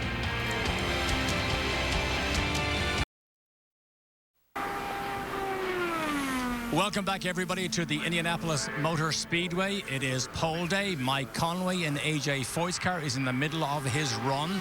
But a story that unfolded here was with Tony Kanaan, the very first qualifier, who did a great job. And then, Tony, your car was disqualified. What happened? They said it was missing a weight on the mirror, which I guess is the rule, but I don't think it was going to make me go faster if you put a weight on the rear view mirror. But it is what it is. I'm not happy about it. I can't do anything about it. So we got back in line. We're going to try to put it on the show. I don't think we can, not sure we can beat the speeds that we did before, but extremely disappointed. I mean, you know, I'm all for the rules, but something like that really doesn't really like make your car go any quicker. I think we should think about it, but it is what it is. I might be a little bit selfish on that right now, but very disappointed. Thank you, Tony.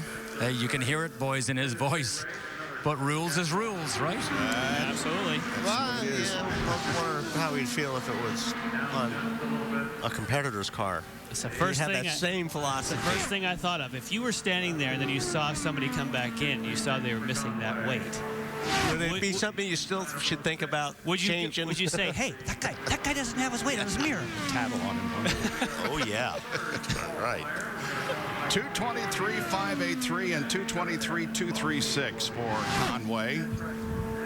Not close enough to get into the top 9. Mike Conway failed to qualify for the 500 last year as part of the Andretti Autosport debacle. But he has been in 2 previous Indianapolis 500s. 222.970 is lap number 3, so down just a little bit. And he is, of course, driving for AJ Foyt. If Kanaan's speed had not been disqualified, he would have been the 5th fastest at this point. So the question is, will he be able to get into the top 9 when he gets another chance before too much longer? Here is the 4th lap complete for Mike Conway. He qualifies. 4th lap is 222.853, and the average is 223.160. And he is in the middle of the 6th row right now. That would be 17th.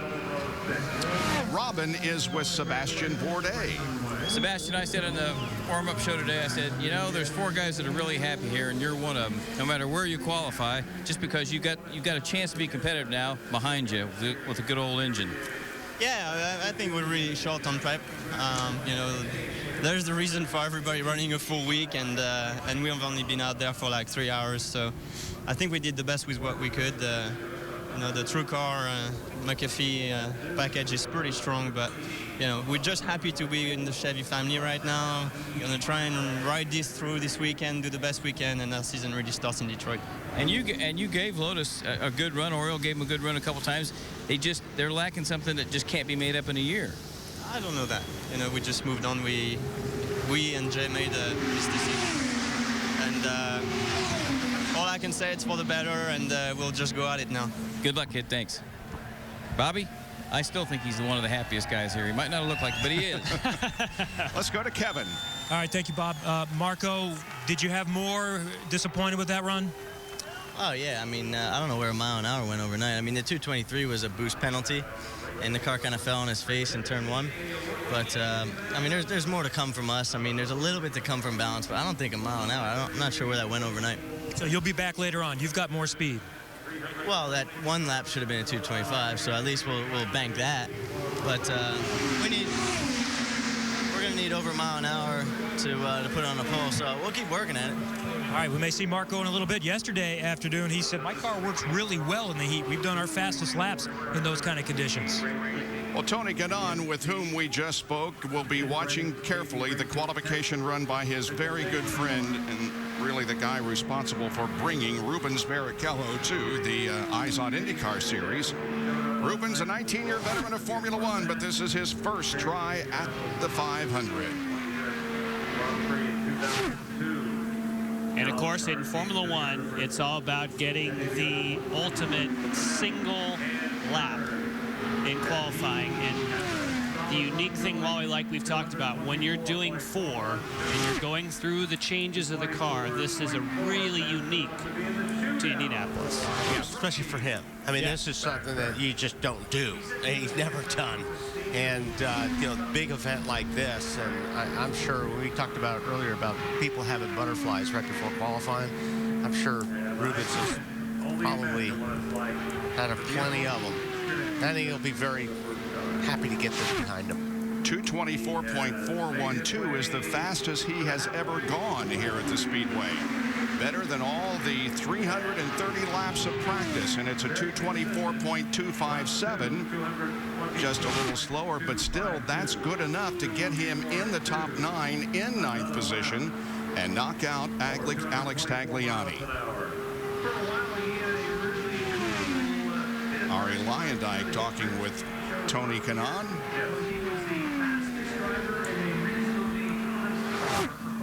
Eight Chevys in the top 9 if this holds together. And interesting when you mentioned Chevy, because we heard from Marco Andretti saying that he got a boost penalty. So now we have heard and seen Honda and Chevrolet pushing it to where both their teams are incurring penalties if they try to use too much boost. Good run for Rubens. 224.201 on lap number 3. Again, a very, very consistent run by the Brazilian. Not satisfied to stay in the field. I want a shot at the pole this afternoon. Rubens. You know, a 224 now is... It's pretty strong. It's like the 225. There's no question that's like the 225 that Kanaan did with, what, 10-degree cooler track temperature. Well, I was going to see Tony's lap now compared to what he ran this morning. Give you a little bit of indication on how much slower the track is. Because what the track temperature is, what, over 22, 23 degrees now? Yeah, 123 this morning. Barrichello's in the top 9, 224.191, 4th lap, average 224.264. He puts himself on the bubble, but he is in the top 9, and Tony Kanaan is talking to Ari Luyendyk, hoping he can duplicate that. All right. Barrichello in the top 9 now, with qualifying continuing for this year's Indianapolis 500.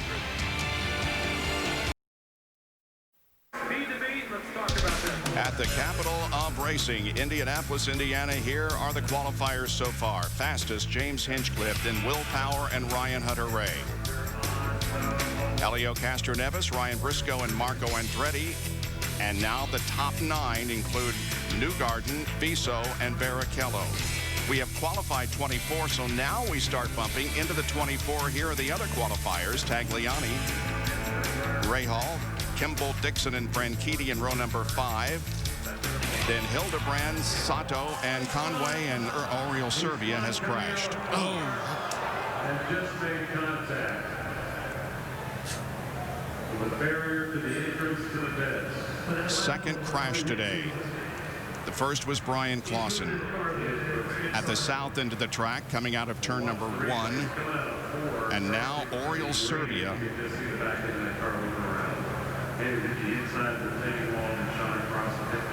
has crashed coming out of turn number 4. Kevin. Oriol Servia, I talked to him after the warm-up this morning in the practice session. He was very frustrating. He did say, though, the handling was fine. They just have no speed, so not sure what happened at this point. We'll have to wait and watch, and it looks, we'll wait and see him climb out of the car. It looks like he's okay. And Kevin, one of the things about having the green flag second time by and now 550 horsepower instead of, well, actually now in this trim for qualifying you're over 600, but because you're significantly less than in the past, drivers have talked about you have to really push on the warm-ups. You don't just go out and tootle around. You've got to stay with it. So this got away early from Servia. Servia with Newman Haas Racing last year. They are not in the series this year, so he is with the Dreyer and Reinbold racing team. So that's good to see him get up. That second shot was a hard hit. Yes, it was. Thank goodness. That was scary. All right. Here he is in turn number 4. Back in, Ralph, get away. 360, and he just hanging on. Boy, it was quick too, wasn't it? We saw the earlier wreck today. I mean, it didn't look like he was in the gray. Yeah, just floated around. Yep. Bam, there's the impact. Now watch this as he gets the inside pit retain. Wow, that second hit there of the barrier. That IROC race we had years ago with Ari Blandak. Recall that accident down there? Yep, sure do. And Ari's here today. Saw him walking up and down. Oh, right in the middle. The front came up, didn't it, Wally? In the middle. Yeah, the car. I didn't know if that was a shadow or what. Take a look again here. Real time. Hard to see when it's going that fast. Fortunately, there is a safer barrier down there inside of 4. I think in the middle of the corner, right in here, the front comes up, and now he's in the gray. So he got in the gray much higher. It's like the front went away first, got him outside, and then, of course, once you're outside of that groove, it's ultra slick. He is out of the car and will, of course, make the mandatory trip to the infield care center. Oriol Servia. This is going to be his 4th Indianapolis 500, but the qualifying effort will undoubtedly come tomorrow. There is Dennis Reinbold on the left, and Robbie Buell, our former partner here in the booth, part owner of the team, scratching his head. And yeah, I mean, you watch these cars, you know, when you watch these cars, it looks like these cars are really stuck to the racetrack, but boy, they're not. I mean, everybody says how, especially in qualifying trim, how light these cars are. Just not as much downforce on these things during qualifying as you would have them for the race, so it doesn't take much from the step out. Around 2,000 pounds of downforce in race trim, but down to 1,600, significantly less when it's time to qualify. Once again, we are under a caution because of a crash on the racetrack, but we have more qualifiers to go here in Indianapolis.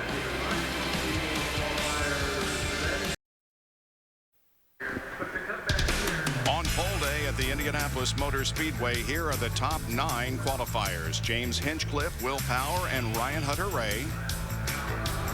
4th, 5th, and 6th, Castro Neves, Briscoe, and Marco Andretti. And then 7, 8, and 9, Newgarden, Viso, and Barrichello. You do not see any of the Ganassi boys in that top 9. Robin Miller, what is going on with that group?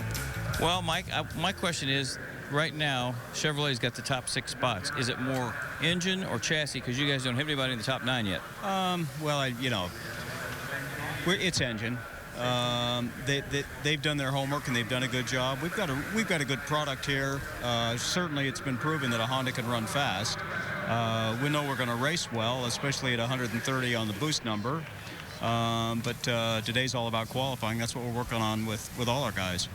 Do you think, is there anything you can go out when it gets later and a little bit cooler? But I mean, is 224, 225 asking too much, maybe? No, we think it's very achievable. In Dixon's case, what he did was 2 out of his 4 timed laps had overboost penalties. I think your guys have probably explained what that actually means.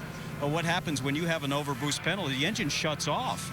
And so it takes a driver a lap to get going again. So you pay a severe penalty. And that's not Honda's fault. That's a team thing. We're on the edge. We're really being aggressive with that because we're aggressive with everything on a day like today, unlike race day. And so we paid the price there. We think in Dixon's case, he's got a good car, as well as Dario, Graham, and Charlie. And so we'll just keep working at it today. Okay, Mike, thanks. Kevin, we're going to go to you, but I want to just say something. I'm going to introduce Mike to AJ Foyt, and we're going to talk about nitrous oxide here during the next break. Rubens Barrichello was won here before in Formula One on the road course, but now you've qualified for the Indianapolis 500 with plenty of room to spare. What does this mean to you? Oh, it means a lot, and I want to thank the whole team, everyone involved. They made me feel so calm and collective because this place, they said, you got to respect, and everyone that I met said you got to respect the place. I mean, don't fight the oversteer. And I went through phases. I went very methodically through phases and everything, and I feel very comfortable. But I tell you, today, even though I have 19 years of experience in Formula One, today, to wait on the RV, just seeing you guys talk and the cars going by, and Clauson had a chant, and now Oriol, it just brings a lot of emotion, and there's a lot of adrenaline when you're waiting down to sit down on the car and go. Congratulations. We look forward to seeing you race in the greatest spectacle in racing next Sunday. Thank you so much. That's Rubens Barrichello. Derek? Down here with the owners of Dreyer and Reinbold. Dennis Reinbold is here having a chat. Robbie Buell, if I can just grab you for a quick sec. I know you went down there, you saw the car. Do you know what happened, and how bad is the car? Well, the car just going over real quick. Dennis and I just walked around. The tub looks to be fine. Replaced the suspension on the right side, a little bit of tray damage. But no, that's what we're just talking about right now is what happened. Looked to be as though it happened fairly late in the corner, just with where it is. Why? Don't know. Right now we've got to go back and get it back together. And is the plan to get it back as fast as possible, potentially to run today as we watch the replay of the accident here? I guess that would always be your intent, but I think you got to be realistic too. Let's just go back and figure out what happened, get it together, and then see what we got to do tomorrow. Thank you, Robbie. Thank you, Dennis.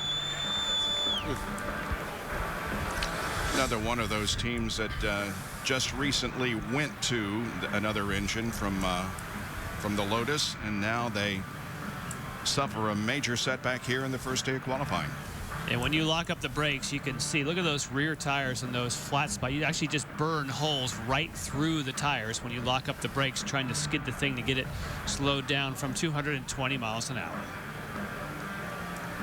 24 have qualified, so we will begin the bumping of the 24th qualifier when we resume with qualifying in a moment. Drink beer publicly. All I can tell you is that we went from Detroit to England to the Cosworth shop. We got to England in about 5 hours and 20 minutes at 500 miles an hour at 60,000 feet. And guess what? I never flew like that again, and you threw me off. All right, boys, back to you. We got somebody on the track. Wade Cunningham, and if Robin does eat a caviar from now on, he will dip it in batter and fry it. So we'll see what Wade Cunningham can do. This is his first attempt to get in the Indianapolis 500-mile race. Another graduate of the Firestone Indy Lights Series, a three-time winner of the Freedom 100 here at the Speedway in 2006, 2009, and 2010. Mike Conway, his boy teammate, Watches, first lap completed, 2:19.875. That will not cut it. Again, now we're bumping not only into the top 9, but into the top 24. Ed Carpenter has the slowest speed of the top 24 at 2:20.377. So Wade is going to have to go faster than that to get into the 24. And it just shows you what the temperature will do, because he ran 2:25, did Wade, this morning when it was cool. But big change now. Yep. Kevin. Mike Conway watches his teammate now on our little video board. Tell me about your run. What did you think of it? My run, well, in terms of how the car felt, was pretty good. I mean, it was similar. It's how it's been all month, really. So in terms of that was good, but just seemed to lose a little bit of speed for whatever reason. So we just got to maybe go back, look at the data, see where we lost, if we were in the right gear or not. I think that could have been part of it. And try, I don't know, if we have to go back out, we will. But if not, you know, we'll maybe sit tight. But it looks like it doesn't look too comfortable for Wade. So I don't know, go back, talk together, and see what we can do. Will you, we know you're going to make the field, but will you still exhale some relief when this weekend is done after getting bumped last year and the crash 2 years ago? Yeah, you know, this place has been pretty tough for the last couple of years, but you know, you've got to go with the good and bad. And I love coming back here, and it's always nice. But even though, you know, we're going to make the race, that's not my mission. Was just to get in the field. I want to get in and be high up and be competitive. So, you know, we're going to keep pushing and get as far out the field as we can. He came back and won a race last year at Long Beach. And Wade Cunningham has called off his first run with a lap on number 2 at 2:14.1, and then on lap 3 he dropped off to 2:13.7. So they wave the yellow flag, and Wade Cunningham will come into the pit area. I could have sworn I saw him bobble in 1 and 2 on his second lap. It's hard to see, but I mean, he lost 5 miles per hour in 1 lap. It looked like he struggled down there, but definitely something he didn't like. AJ said, though, a real driver can drive through that, right? Well, I think he said, you know the difference. Let's just take a look.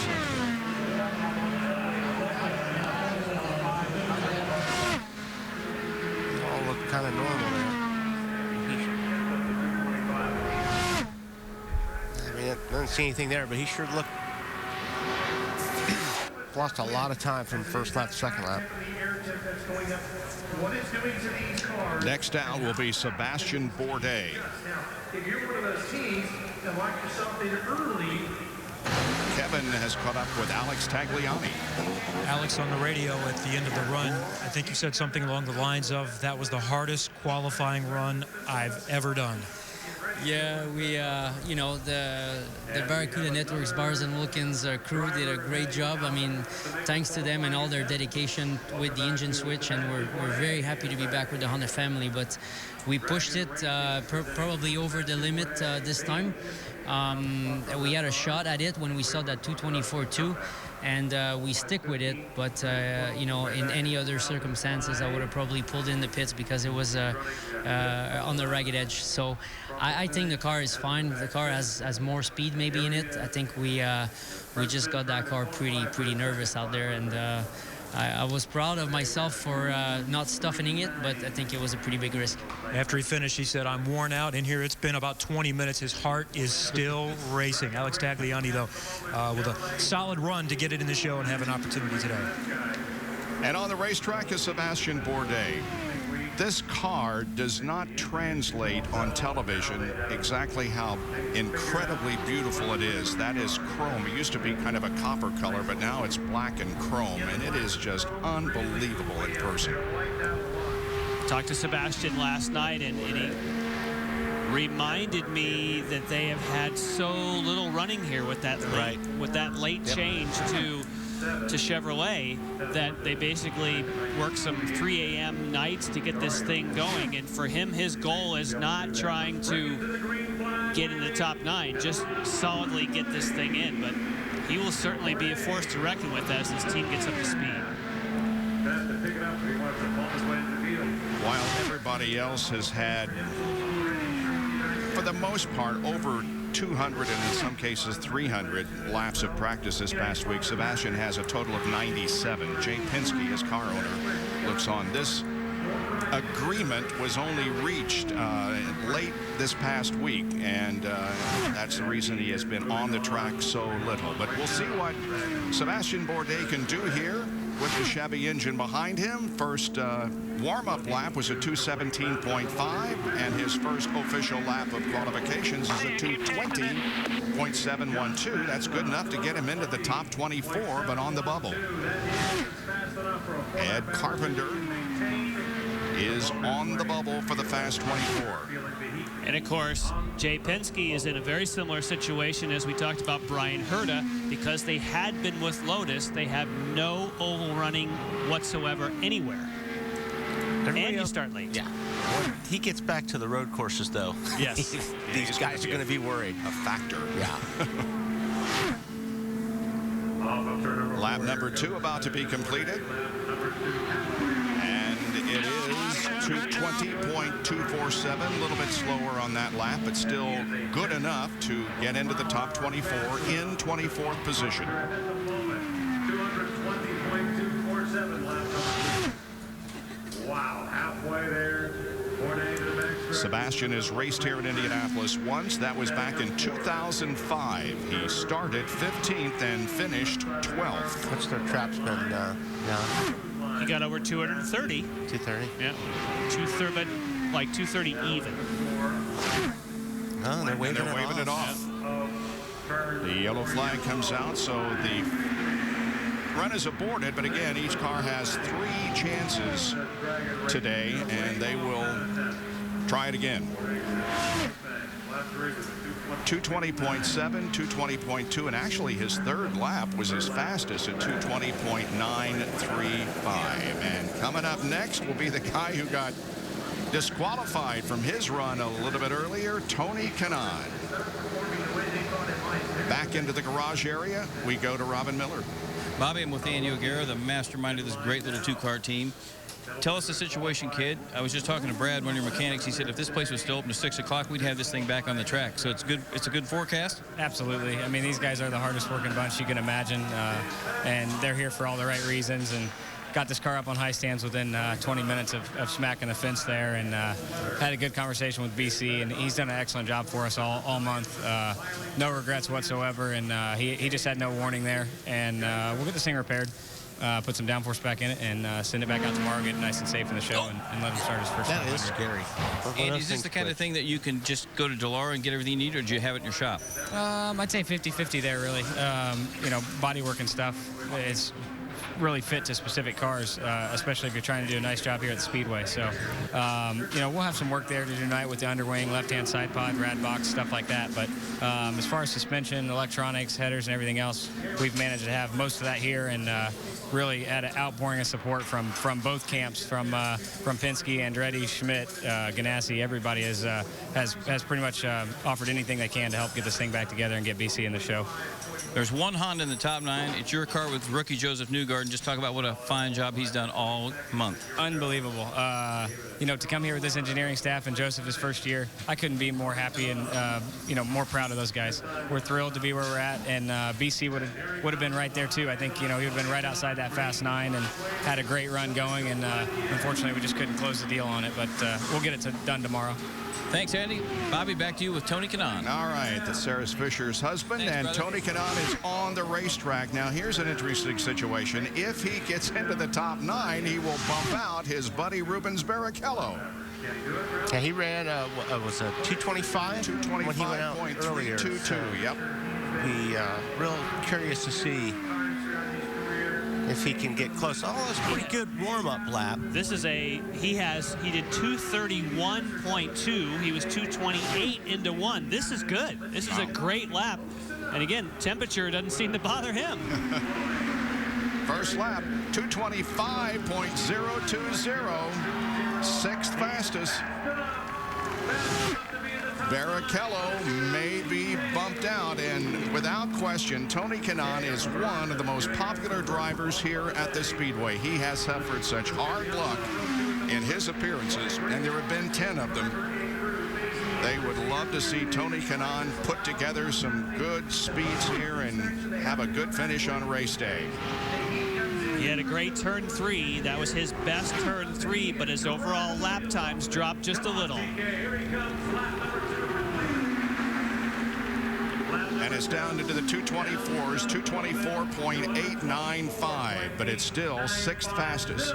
But that was his best turn 1. So it ebbs and flows as he works in the car and tries to tune that in. He's trying to maintain that speed.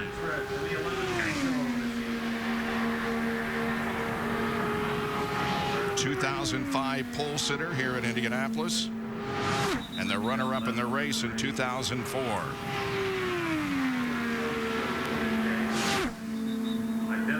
A little bit slower again, but not by much. 224.657, still 6th best. His fastest lap during his previous run was 225.193, so and his slowest was 224.993. So he is slower than at 11:04 this morning, but still it's going to be a solid run to get him into the top 9 and to bump out Rubens Barrichello. Yeah, but he did that at 103-degree track temperature. It's now 125. Yep. So nicely done. Checkered flag falls, and Tony Kanaan qualifies for the 2nd time.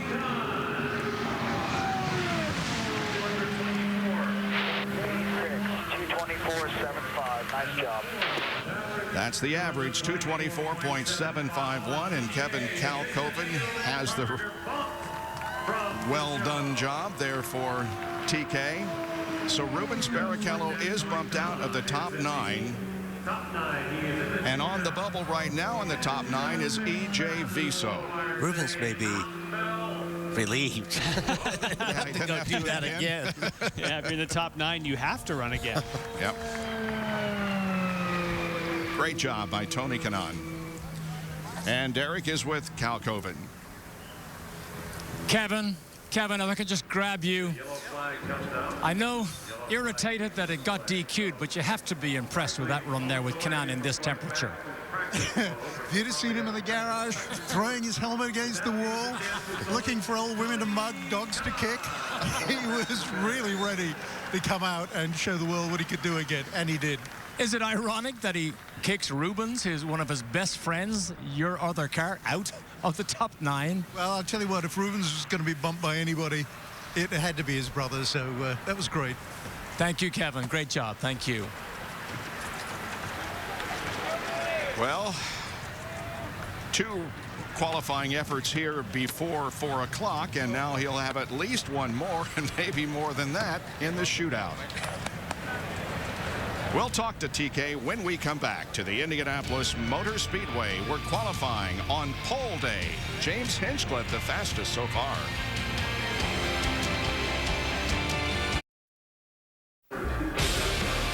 Pole day at Indianapolis, and here are the qualifiers so far. The fastest, James Hinchcliffe, Will Power, and Ryan Hunter-Reay, the top 3. Remember the top 9 in the shootout.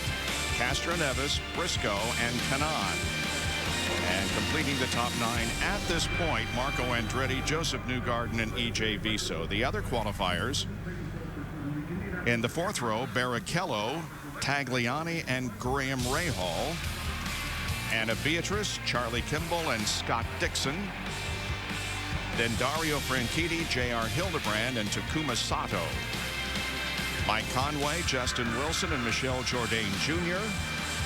And Simon Pagenaud, James Jakes, and Townsend Bell is on the 24th bubble, and the driver who has been bumped out of the top 24 is Ed Carpenter. Now remember, there will be qualifying that goes on until 4 o'clock, so somebody could of course get into the top 9 during that time, but at the moment, as you can see, there is nobody in the qualifying line, nobody ready to take a shot at it. You can continue to make runs. You don't have to withdraw your time. You don't have to go through this whole thing like you would in the other group to have to make that decision. You can just keep throwing tires on and going. And I think, Wally, just like you say, the track is going to continue to get faster and faster and faster as we approach the gun. And the green flag comes out. The warm-up was only 198 miles an hour, and we were told... I don't think he's on it. He's off of it. Yeah, that Viso and Kanaan could very possibly not even go through with an attempt. They feel that there's no chance for the front row. There's certainly no opportunity for E.J. Viso to move up from 9 spots, so it looks like he's just not going to complete the run. But, so you don't go for an attempt right now, but we just finished saying that the track was going to get faster. It does not mean that he cannot try for a faster attempt later. It just means now, why lay it on the line when it's hot? But he could be back. All right, let's go to our pit guys and see what they have to say. First, Kevin Lee. Well, Bob, we started the day talking about the rivalry between Penske and Ganassi. These are the two heavyweights that have dominated this race in recent years. Roger Penske got all 3 of his cars into the top 9. So Ganassi went 0 for 4. Scott Dixon will start 15th. Dario Franchitti will start 16th. Mike Hull, the managing director, said they thought about going back out to try to get in again, but they really didn't have much of a chance to get into the top 9. The risk not worth it to get up to 10, 11, 12, something like that. Same thing for Graham Rahal. The team considered it. He was 12th, but they needed about a half a mile an hour or so, so the risk is not worth the reward, but they feel like they have good race cars for the race. The extra boost given yesterday, they feel it favored Chevy much more. They think it'll be much more equal in the race. Penske, they have a chance. Will Power 2nd quick, Elio 4th quick, Ryan Briscoe 5th quick. They are in the mix for their 17th pole. Over to Derek Daly. Kevin, I'll admit, I'm a bit nervous here. Newgarden has just made a really interesting strategic call. He's confident. He wants to go for it. His team owner, Sarah Fisher's husband, Andy O'Gara, here in the white shirt, he said, I don't know how big a gamble we want to take here with Joseph. As good as he is, we're not sure we want to trim him out all the way. However, they want that cloud cover, Wally, that you mentioned. It's disappeared, so they're prepared to pull it out of line. But Joseph Newgarden absolutely wants to have a go to see, can he pull this pole position? Remember, this is 1 Honda versus 8 Chevrolets in this fight. Good for Newgarden, the rookie. Robin? Well, you know, we all know James Hinchcliffe's got the greatest personality going. He's got Hinchtown. He's great on social media, fabulous on television. But the most important thing to remember is this guy's really a good race driver. And he hung that thing out qualifying, had the fastest time. He's got the luxury now of being the last guy to go out in the first round here to see what his competition is going to throw down. But Andretti Autosport did a great job. All 5 cars in the top 24, 3 in the top 10. But I think the thing about Hinchcliffe is he always looks so calm and he's laughing, he's joking, walking up to the car. But as soon as he puts that old helmet down, he's a very serious racer. He's got Greg Moore's gloves on, kind of riding with the spirit of Greg Moore, and he looks like he's about as brave as Greg Moore, Bobby. Yeah, a very interesting young man, and we'll see if indeed he can win his first pole position here at the Indianapolis Motor Speedway. Marco Andretti will go out, so the first 2, the 9th and 8th fastest qualifiers, really do not complete their run. Joseph Newgarden has decided for the moment to pass the opportunity, and so we go to Marco Andretti. So some interesting strategies being played out here. Again, it would appear for the fact that the track is going to get cooler. That's what I think you have to play. I mean, you know, like Derek said, it got sunny again, but there is a lot of clouds coming in here. I think that means everything. You're splitting hairs on these times. It's so close right now. You want to be able to make your run when the track is at its best. And I think for Marco Andretti, he's going out now to get a feel. That's what you're looking for. You want to get a feel for that temperature, find out what it's doing. But again, this is not the time, Wally. This is not the time you're going to lay it down. You want it to cool down. You're looking for that cloud cover, and it'll get faster and faster and faster. It's perfect. All right, let's take a look at the rules that apply during this 90-minute session, the 4:30 to 6 o'clock time period here on the first day of qualifying for the 500. Each car must go out and take at least 1 attempt, but you could do what E.J. Viso did. Cars do not withdraw time for additional attempts. In other words, you do not withdraw a speed that you had and try to better it. You stay with that particular speed and try to move up. So here is Marco Andretti now on the racetrack. 224.680 miles an hour was the 4-lap average for him earlier today. And he is not pulling in the pits. His trap speed was 230 miles an hour into turn 1. So this is not a case where he's not going to put some lean into these new tires. He's going to put down a number and see what he has. 2006 Rookie of the Year here at the Indianapolis Motor Speedway in the 500. Okay, that's finishing second. lap. 3 to go.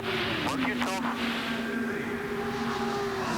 And the first lap is 2:25.911. Nice lap for Marco Andretti. And this is where you hang in there. Go ahead and put 4 on. Because if your first lap's that good, you never know what's going to happen later. So I always call these insurance laps. Even if you think the track is going to be faster, if you have the opportunity, go out there, put it down. You've got something in the books, and it then helps you. You can be more aggressive then because you're not on the back foot, you're on the front foot. Okay, good job. Keep up with this thing now.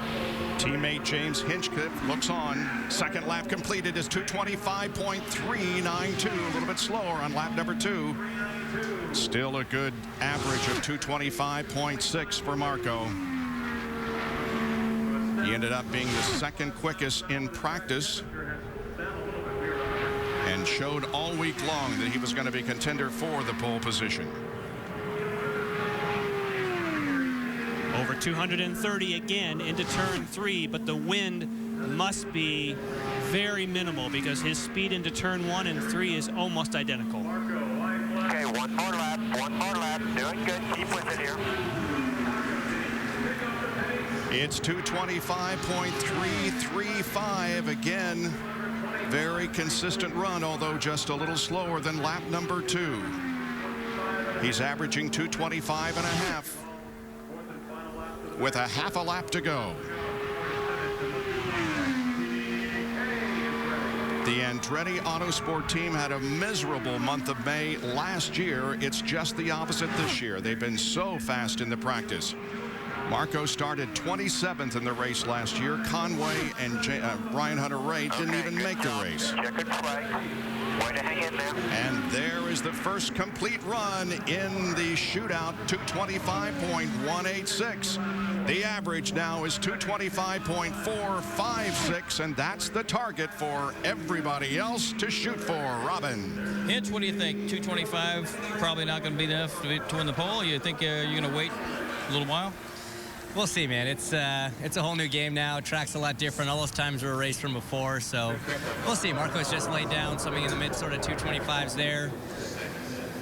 Track's hotter, so I don't know. I mean, it's a good indicator. I think we'll be somewhere around there, but maybe a little bit quicker. You guys have been so good about sharing information this week. Do you think he'll come tell you anything, or maybe hide a little bit right now? No, you know what? I mean, it's. I know there's pole on the line, there's pride on the line, there's 100 grand and 15 points, but at the end of the day, you know, we're like family, and blood's thicker than water or champagne or whatever it is you get if you get pole here at Indy. But you know, we're just so proud of these guys. You know, we got 3 cars here in the Fast 9. All of our cars made it into the show today, and I mean, dude, it's pole day at IMS. We're here at the Indy 500. We made it this far. I'm just thrilled to be here. We'll go see if we can lay down 4 fat ones and see how it turns out.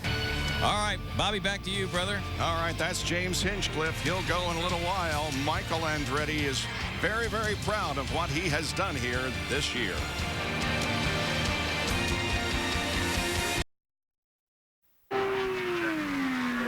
Welcome back to the Indianapolis Motor Speedway. The run for the pole is on. On the racetrack is Tony Kanaan.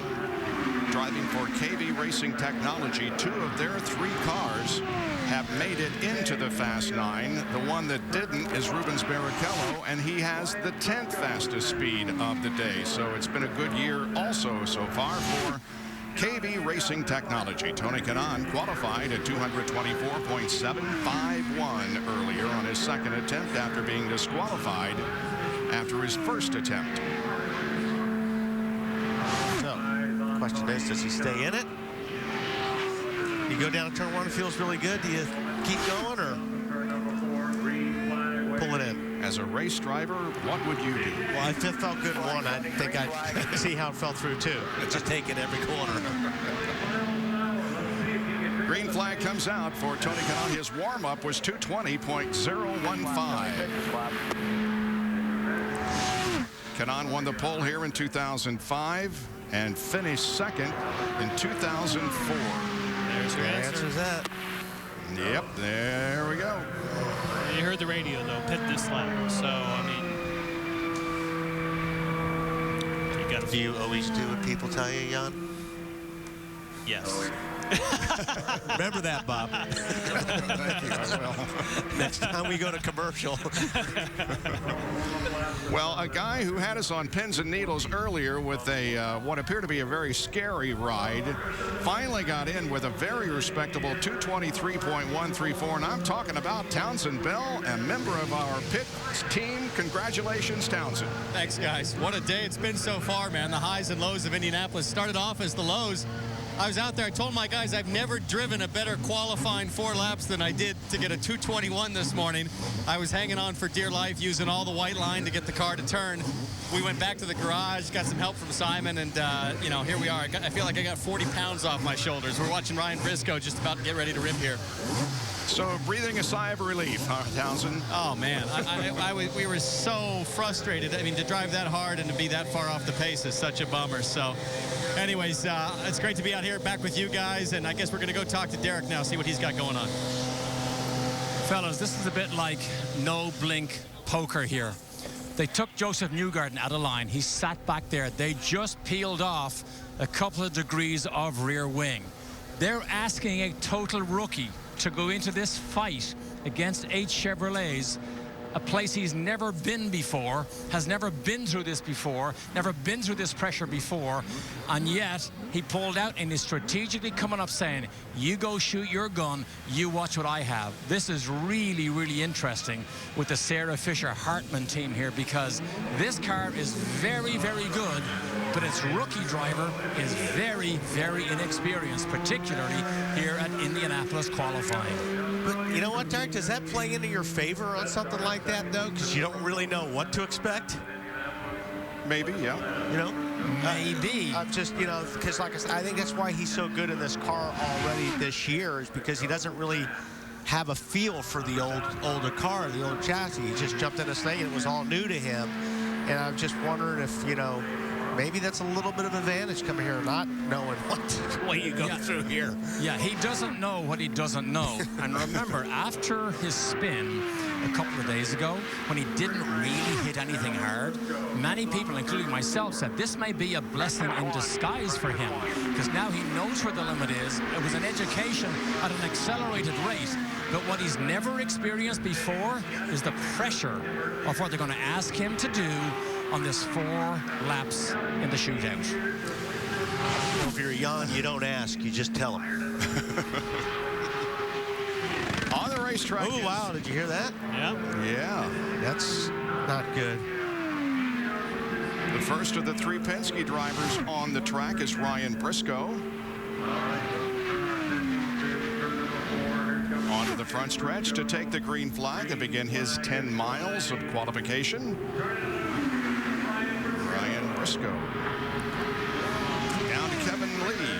What we talked about yesterday with Ryan Briscoe was consistency. He said it's really going to be challenging to be consistent over 4 laps, and the 4th lap is the one to watch. He was asked if it will be the usual suspects fighting for the pole, and he said, well, there's a lot of usual suspects this time around. 8 of the 9, as we've talked about, are Chevys. Before he went out here just a few moments ago, he said, yeah, they made a few changes, but it's really going to come down to what the conditions are. At that time, we were looking at a little bit of cloud cover. It got hot again. Now we're starting to get a little bit of cloud cover at some point. So maybe Ryan Briscoe has gotten lucky, and just that minimal difference might make a difference in his qualifying run. Wow, it's a 226.621 for Ryan Briscoe. 226.621. Every single trap that he went through was green, meaning the best yet. He was quick. He was 231 into turn number 1 first time around. He definitely just ride out and had incredible momentum. Remember last year he crashed on pole day. He started 26th in the 500 and finished 27th. Here's lap number 2 complete for Briscoe. It's 226.578. Slightly slower on lap number 2. But on that previous lap, though, Bobby did 233. I believe that's the first 33 we've seen into turn 3. They have really got this trimmed out. The tracker at the bottom shows that if he continues at this pace, he will be the fastest. bumping Marco back to the second fastest. And he has one more lap to go. Another 2:33 on the back straight. Trap speed. 2:26.404. Now he's 2:32 into one. That's some incredible straight line speed. And like you said earlier, I think the wind is laid down quite a bit, and that makes a huge difference on the straightaway speeds here.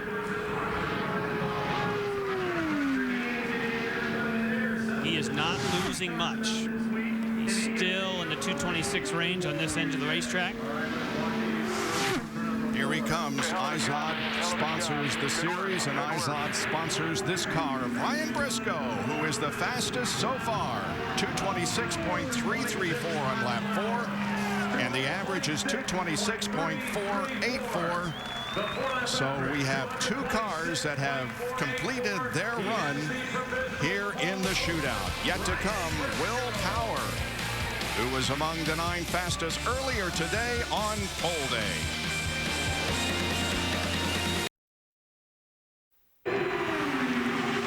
Indianapolis Motor Speedway, Ryan Briscoe has brought his car back to pit lane after qualifying the fastest in this shootout among 2 drivers at a 226.484. Marco Andretti has also completed a run at 225.456.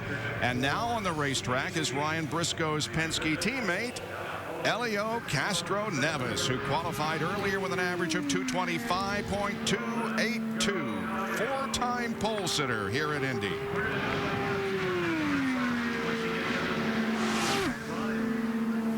Green flag, green flag.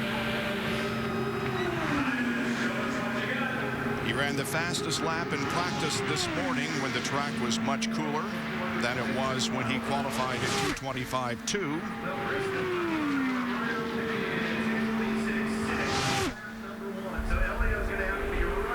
Three-time winner of the 500, looking to become the 4th 4-time winner. 232 miles an hour. Trap speed at turn 3. Briscoe was faster than that, but not on his first lap. Here's a completion of lap 1. 225.933. Better than Marco, but not as fast as Briscoe.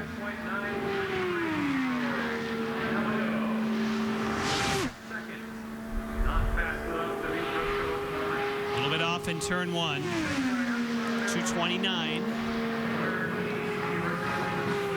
But he's back up to 232 in turn 3.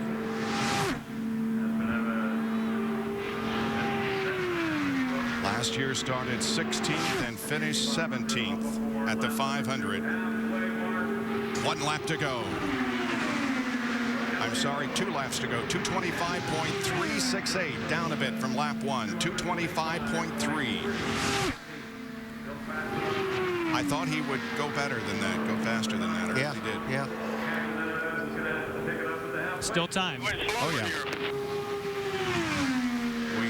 Not finished until 6 o'clock, just a little more than an hour from now. Tim Cindric looks on. He caught the cloud. He definitely had the benefit of catching a cloud, but when you do, you've got to have just the right setup like Briscoe did. Third lap is 224.850, and now he slips back to third quick. Yeah, he's losing a lot of time each lap. Guys, it's Townsend. He's sliding the corners, maybe at both ends. This downforce level, these guys are so cranked back on the rear wing. They're down at minus 10.5 degrees, meaning the front of the wing is nose up, the back is nose down, or back down. The car's sliding. He's having trouble holding the time. The tires are getting hot. It is a very, very fine line at that downforce level. Another new set of tires. Firestone's on Briscoe's car, sits in the car, ready to go should he need to. 224.5 on the 4th lap at an average of 225.172. He is 3rd fastest of the 3. At the moment on the outside The mark they are shooting for is 226.484 for a 4-lap average, turned in by Ryan Briscoe. So for the moment, it is still Ryan Briscoe who is atop the speed chart. With a little over 1 hour remaining here in the pole day shootout at Indianapolis. Still have Hinchcliffe, Power, Ryan Hunter-Reay to go. There's James Hinchcliffe sitting in his car.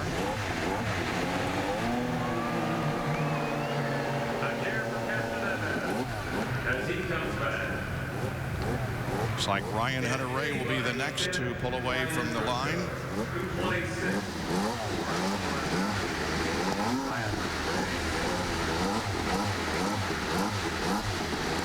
His 4-lap average earlier was 225.289.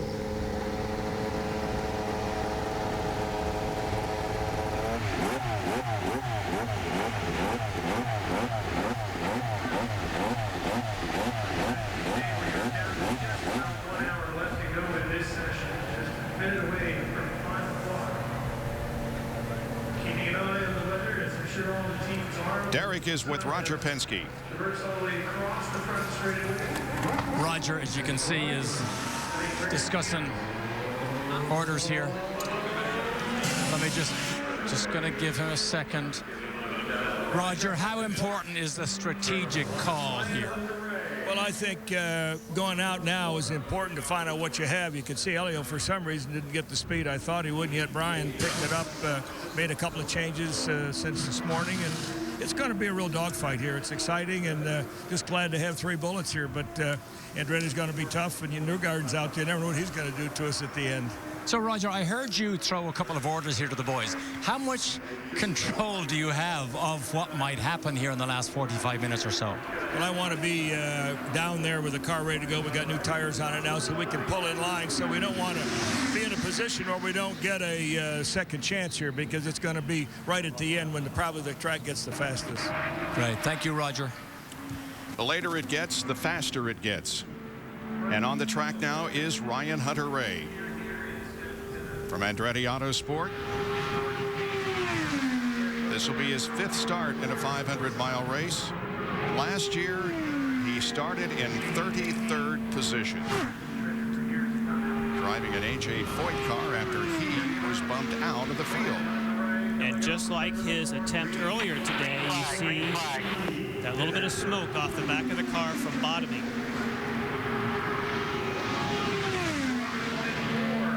Again, just a little whiff.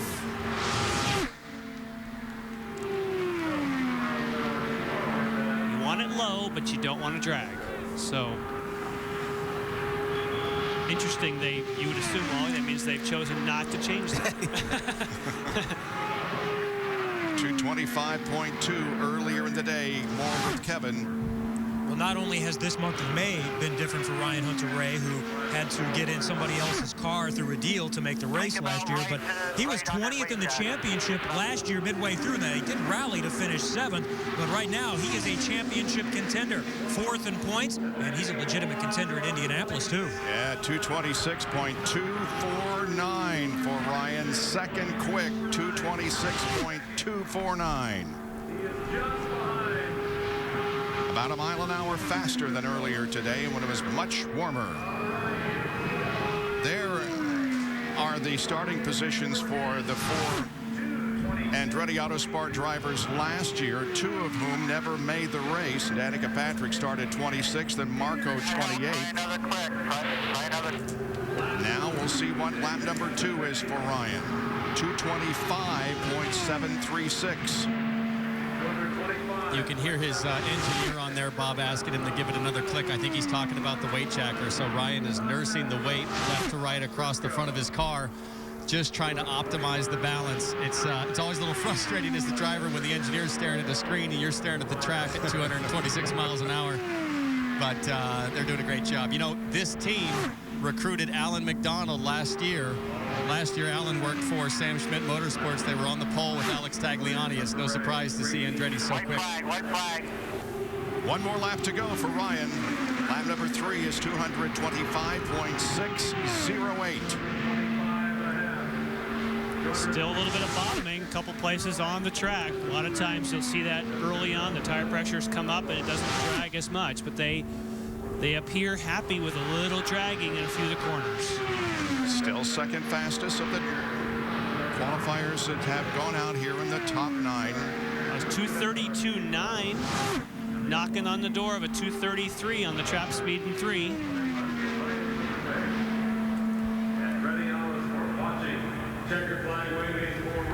There it is. The run is complete, and the 4th lap is 225.494, average 225.772, and he is second fast to Ryan Briscoe. Briscoe is still on top with a 226.4, but we have a lot more to see what happens here in the next 50 minutes. Will Power also ready to go, and James Hinchcliffe the fastest earlier today. Getting pole at Indy is, I think, a huge deal. I just think it's a great thing to achieve because it's 4 unbelievably tense laps where you've got the car absolutely trimmed down. It's totally on the edge and obviously at a very high speed, and the consequence of making a mistake is always big. So to me, to get pole at Indy is definitely a big deal. I want to crack that. And the tension is on him right now. Will Power on the racetrack.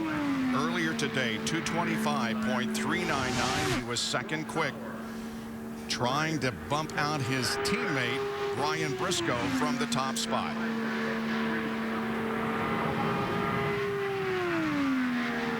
This will be only Will Power's 5th Indianapolis 500-mile race.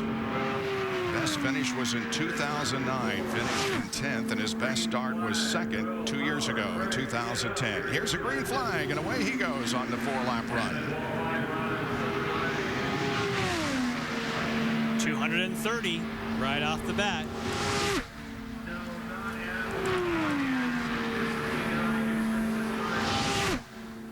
Playing the drums quite a bit when he's on the way.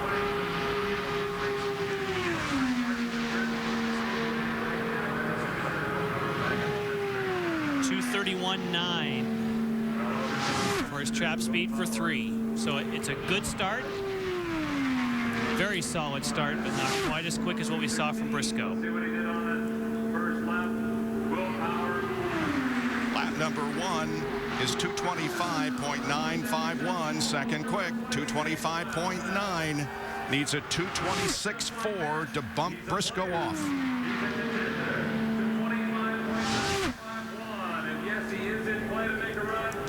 A few days ago, he was very frustrated, saying, I've got the same trim level. I've taken as much off as my teammates, and I'm a couple miles an hour behind. But then miraculously today, in those same conditions, he was actually quicker than his teammates. So they have made big progress with this car. Here he comes. Let's see what he did in lap number 2. Lap 2 is a 225.4, and that drops him back to third quick. See, a lot of the times have really fallen off a lot more than they were earlier today. So Ryan Hunter-Reay is safe at the moment. Power has won the last 3 Eyes on IndyCar Series races this year at Barber, Long Beach, and Brazil. That's the reason that he's in the points lead coming into this year's 500-mile race. Off of corner number 4 onto the front stretch, looking at the white flag, and Will Power has one more lap to go. Lost a bit more speed on this lap. 225.186. Still third best. Tracker now has him back to 4th. Third position at the moment.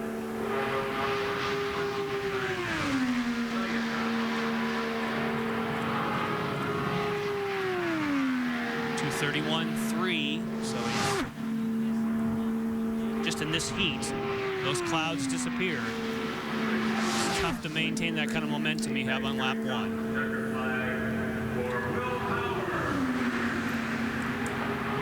225.111 of the last lap.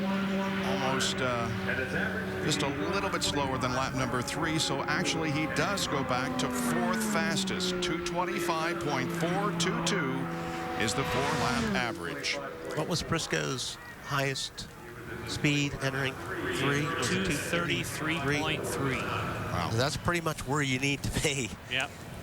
You're not going to make it up in the corner, so you're going to have to hit that, at least that, getting into the corner to even have a shot at it. Hina's engineer. Briscoe dodges another bullet here.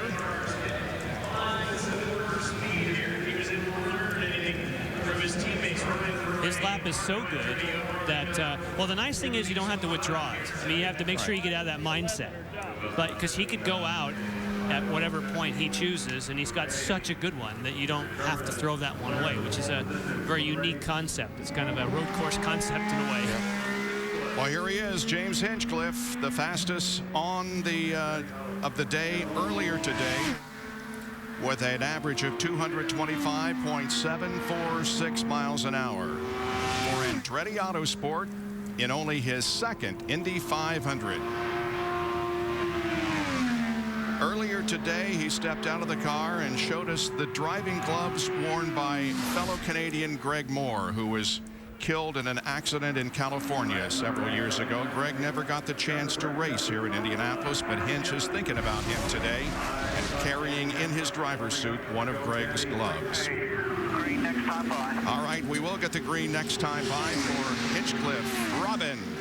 You know, Marco called in after he qualified, Bobby, and told Hinch, man, it's just loose. I can't tell you much. But Ryan Hunter-Reay was much more specific. They spent about 3 minutes on the headpiece talking and telling him what to do with this toolbox inside the car. So I think the information he's sharing, it seemed to be pretty good because all the mechanics made a couple of quick little adjustments. So we'll see what happens. Okay. Briscoe. And that pretty much sums up how you feel when you've got the best and hope nobody knocks you off. Here's green for James Hinchcliffe. Wow, what a warm-up lap. 227.0. Whoa, 231.3 was his trap speed. That's way higher than we've seen.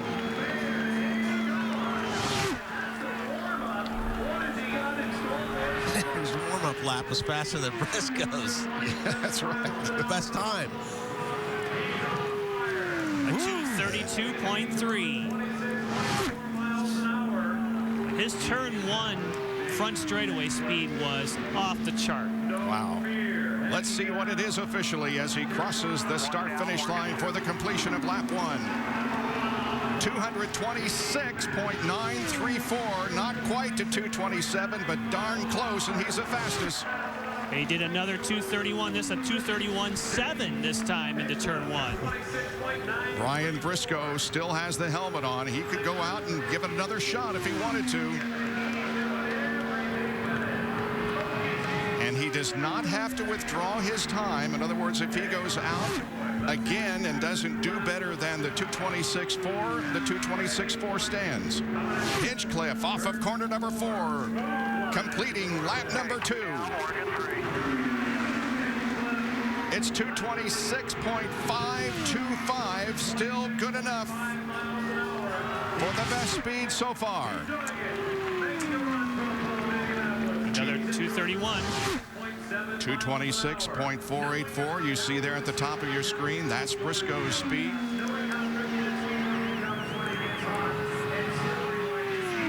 Last year, James Hinchcliffe started in 13th position, finished 29th. Here we go. It'll be another 226, but he's lost just a little. White flag waving. It's a 226.330. But that's good enough to put him at the top of the speed chart right now. Hey, he's using more and more racetrack, like Townsend was saying earlier. You can see every lap he's using a lot more real estate exiting the corners. He's staying with it. Guys, his car says go daddy, but this is a big daddy drive. I mean, that's very brave. He's using every inch of the track. This is impressive. We pick him up and on into the track. Here he comes, blasting out of turn number 4. Checkered flag waves. James Hinchcliffe completes the run. The 4th lap is 2:26.137. He's second quick. He lost dropped on the down. last lap. Oh, man. The average is 2:26.481, so Briscoe dodged the bullet, and he's still fastest. Yeah, he doesn't want to go back out and do It was that. the last 2 corners. Yeah. You could see it on the tracker. He was ahead until the last 2 corners. I just think that if you watch his car on the exit, he was just doing a lot of sliding. You heard him say, we can do it again, we can do it again, and I'll bet he is out there again in the next 45 minutes before the gun sounds to end qualifying on pole day.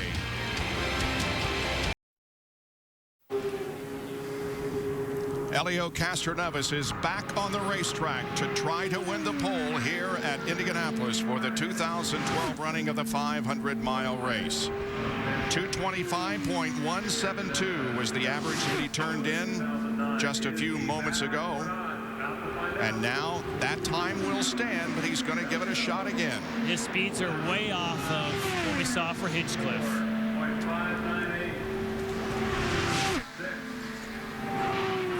2:24.5 only for lap 1.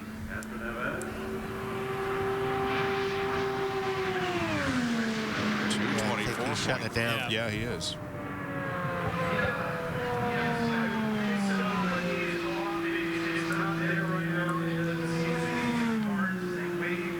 So Ryan Briscoe still has the best. James Hinchcliffe came darn close, but lost it in the last couple of corners. So Briscoe stays in his car right now, the fastest at the Indianapolis Motor Speedway. Back at the Indianapolis Motor Speedway, where Joseph Newgarden is on the racetrack completing his first warm-up lap. Newgarden qualified at 2:24.677 earlier today and was the 8th fastest going into the shootout period. On Wednesday, about 10 minutes till 6, this is what happened to Joseph Newgarden in turn 4. Just very slight contact with the outside wall, and then a little bit more contact with the inside wall, but not heavy damage by any means. As a matter of fact, Newgarden came back the next day and was fastest of all. He's the rookie who was the Firestone Indy Lights champion last year, and he also won the Freedom 100 here at the Indianapolis Motor Speedway last year. Warm-up lap was 2:20.4. 2:27 into turn number 1 for a trap speed, so significantly slower than what we've seen for the Chevrolets. There's Sarah Fisher, owner of the car. 2:29, the end of the back straightaway.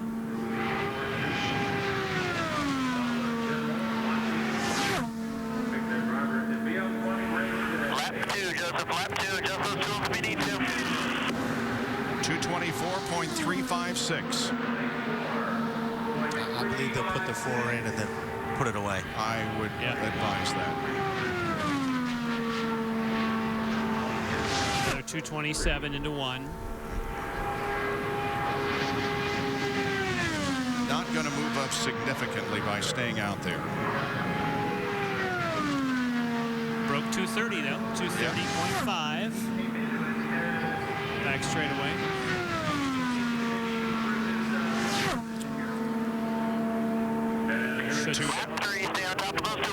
Should still be a 2:24, but lower.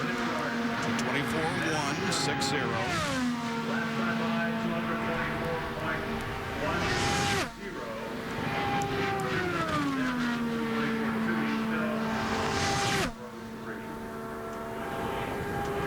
Newgarden, the outside front row starter at Long Beach, eliminated in a first turn accident.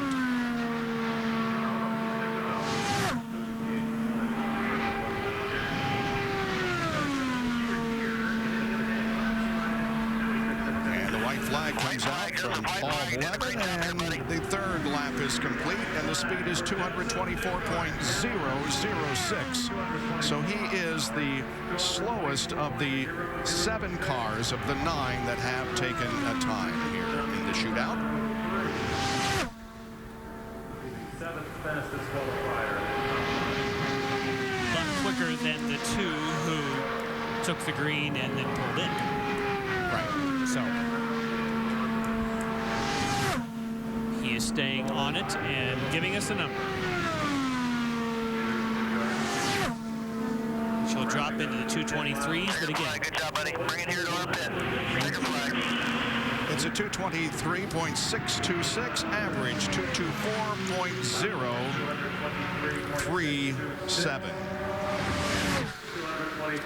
And for a young rookie who is only 21 years of age, this kid has really turned some heads this month at the Indianapolis Motor Speedway. Derek is with the car owner. Sarah Fisher is right here having a chat to Bryan Clauson. Sarah, you have to be so proud. Your team in the shootout against a lot of big-name teams. You have to be just so proud, not just for Joseph, but for this team. Well, for sure. Certainly after yesterday, we didn't anticipate making the top 9 shootout, and to be able to do that is a huge accomplishment for this team. And, you know, we just got to look forward to race day now. Sarah, what is it about this team? Oval tracks, they just go so well. Now they're good on road courses. Is it so tightly knit and controlled by the family? No, I wouldn't say that at all. I think, you know, we prepared ourselves for road racing last year, but we knew that our strengths were going to be on the ovals, so we focused a lot more of our testing on the ovals last year. And this year, you know, with having the Hartman group behind me and Wink and Libba, and that's given us the tools to do both testing on road courses and ovals. So we were able to show up prepared for all venues. Great job, Sarah. Can I just hang on for a second here? Bryan, good to see you. Let's see the hand here. How bad is the hand after the accident? It's all right. It's more so to keep people from grabbing on it too much. We're going to be good. We're going to be ready to go for tomorrow. The guys have been working hard on the Angie's List Honda, and we'll be ready to go for tomorrow and get that 39 car in the show. So the accident that happened earlier during qualifying, did it catch you by surprise how quickly it happened? Yeah, it did. You know, we had 3 solid laps, three clean ones. Was pretty easy flat and didn't have any issues with the handling, and just got into one there, and it really came around mid-corner and late exit there just snapped on us. So still haven't quite figured out what happened. I watched the video 100 times trying to diagnose it, but we'll be back tomorrow. We got a great race team here, as you saw with Joseph there in the Fast 9, and it felt like we had a pretty strong run going there early today, and we'll see, get that car back out tomorrow morning, get it sorted out, and go make a run tomorrow. Good for you, Bryan. All the best tomorrow. Bryan Clauson will be back as part of our coverage tomorrow here at the Indianapolis Motor Speedway on the 2nd day of qualifying. Nobody in line right now. James Hinchcliffe is second quick. Can he get out there and knock Ryan Briscoe off the pole? This summer, the London Olympics are on the NBC Sports Network, featuring coverage of the most compelling U.S. teams from early morning till prime time. The London Olympic Games coming this summer to the NBC Sports Network. Here at Indianapolis, Ryan Briscoe waits in his car as we have about 31 minutes remaining in this qualifying day. He is on the provisional pole right now with an average of 226.484. Yeah, you don't. It's a tough spot to be in. I mean, it's good to be fastest. He doesn't want to go back out and do this again. I can guarantee you that. So you have to sit there and wait and just dodge all those bullets. And boy, that's a tough spot to be in. Now he's showing kind of calm there. What do you think? He's not calm. Tell you that hard. You know, and I think it'd be better to be in the Hinch position. I think for myself, I'd rather be out there trying to, you know, wait the last second, have one shot at it. Robin Miller is with second fastest so far, James Hinchcliffe. Hinch, the guys were talking that your warm-up lap was like 227, and do you think that thing was skating the last couple corners? Yeah, peaked too soon. Story of my life, right? But it was. No, I think, you know, obviously the speed's there, man. We just got to make it last over the 4 laps. I was really disappointed with the drop off that we had, and Man, it's weird to be sitting here on the inside of, in the middle of the first row of Indy 500, be that disappointed, but to be so close is just such a kick in the pants. So we're going to line back up here and try and give it one more stab. I noticed Ryan Hunter-Reay called you after. Did he give you some good information that helped, or did you just stay for setup from the first run? You know, it's like we've been saying all month long. You guys are probably sick of hearing it, but we've been working so well together, and even now when we're shooting out for, like we talked about, you know, it's 15 points, it's pride, it's $100,000, and still the transfer of information even at this point is awesome. So he's helped me out. We got a little bit of info off Marco's run too, and now we're doing our own thing for this last one. Just going to try and see what we got, man. But are you surprised that I mean, everybody talks about the pressure and everything, but you're handling it pretty well. It's kind of getting like old hat. Let's go out and run 4 more laps. This is Indianapolis, man. I mean, I'll run as many laps as they'll let me. So as long as the team's willing to put the car on track, I'm going to run it. And like I said, we got one more crack, try and get this GoDaddy car on pole. But if not, you know, whatever happens, it's been an awesome day for us. It's been an awesome month for us. And just huge thanks to everybody in Andretti Autosport and GoDaddy. And we'll give it one more crack and see what we can do. Well, I'm glad you brought your sister. She's looking really nice. Thanks for the time, brother. All right, Robin, Will Power has just rolled by me. He is in the cockpit. This is where it really gets fun. There's Helio Castroneves still seated in his car. The chess game going in. Everybody wants to get that attempt at the right time. Helio only has one more. There's Will Power. He's going to get the next attempt.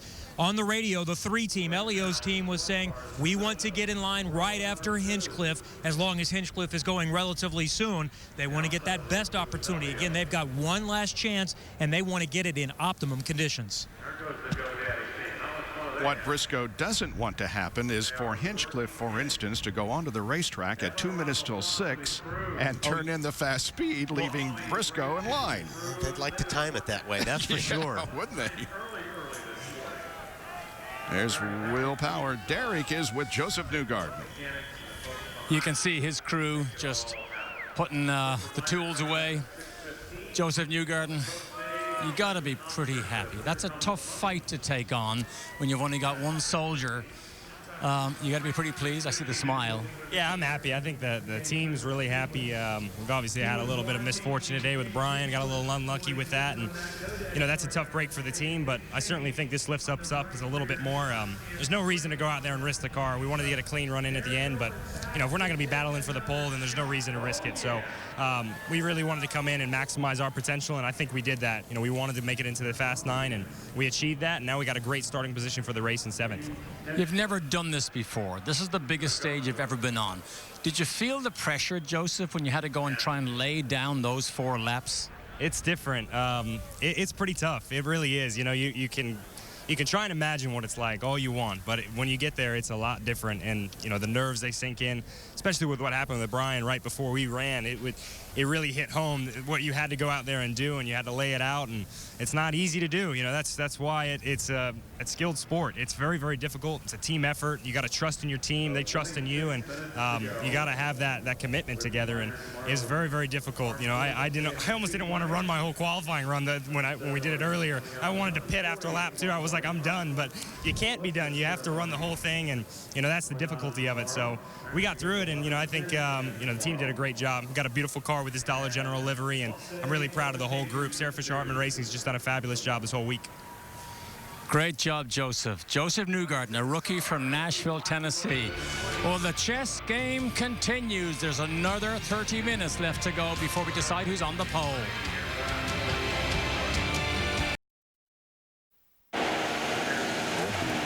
About 24 minutes to go in qualifying for this year's Indianapolis 500 on pole day. Tomorrow, the field will be filled.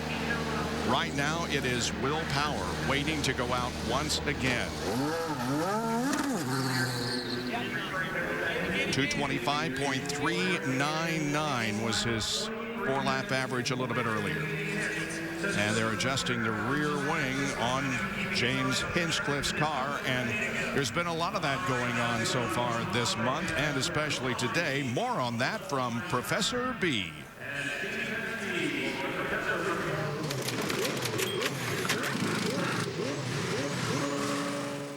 Of course, a rear wing is designed for downforce, but downforce also can rob you of straight line speed. So when you want that maybe final mile per hour, it's time to start winding down the rear wing.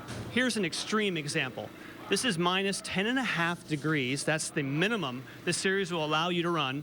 Nose up, tail down, not producing much in the way of downforce, but it's trimmed for drag. Now, if you want to be extreme, you can actually go to the underside of the car, to the underwing, and these side panels here produce 250 to as much as 400 pounds of downforce. But if you take off this side panel, you lose all that downforce, but you gain 11 pounds of drag. Well, that equals just about 1 mile per hour. You're going to have a hard time hanging onto this in the corners, but you'll maybe get that 1 mile per hour you're looking for. And 1 mile an hour is very, very important here as we work in the final 23 minutes. Green flag comes out for Will Power.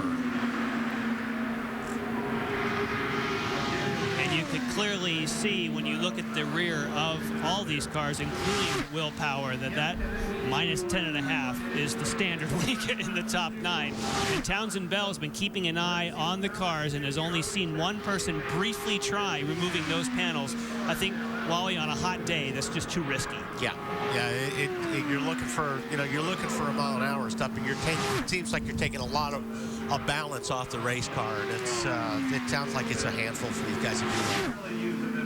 It's always a really interesting conversation, guys, when you're in this downforce level. You're so on edge, and your engineer says, well, we can take one side of the side panel off, and you're like, well, how much downforce is that? And they're like, 250 pounds, and you're thinking to yourself, oh, God.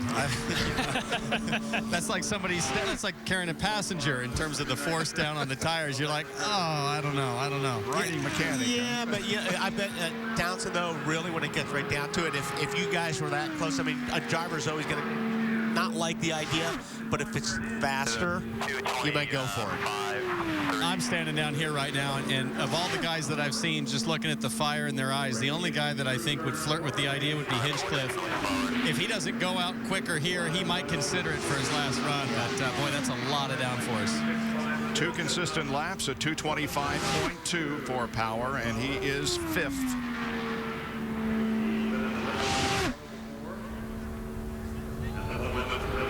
Actually take that back. The guy rolling down here now that is crazy enough to do it is Elio. So I'm going to go poke down to the back of his car and see what's going on. He loves pole position more than anything. Power about to complete lap number 3. He's going to drop into, he's backed off. Yeah, he's down to 119, so he is on 219. He is off of it. Briscoe remains on the provisional pole position for this year's 500-mile race. But we have 20 minutes for somebody to try to bump him off. We'll be back in a moment. Moments ago, when they moved his car to the front of the line, the mayor of Hinchtown was standing in his throne, getting ready to get himself buckled in and to take another shot at the pole position, and he is on track right now. James Hinchcliffe will try once again to knock Ryan Briscoe off the pole position. And I have a feeling that he will not lean on it as hard this time on his warm-up lap. I imagine that was the critique. Well, let's see what he gets. I want to know this number here, Jan. I think this is the key, is what the number is going to be getting into 3. Not so much on this lap, but the next lap. Right. Because if he's flirting around there in the 233 range again, then he's going to be in good shape. Here we go. Green flag waves, and James Hinchcliffe goes again. It's quite a bit slower warm-up lap than he had the first time. Yeah, 222.9 was a warm-up lap then.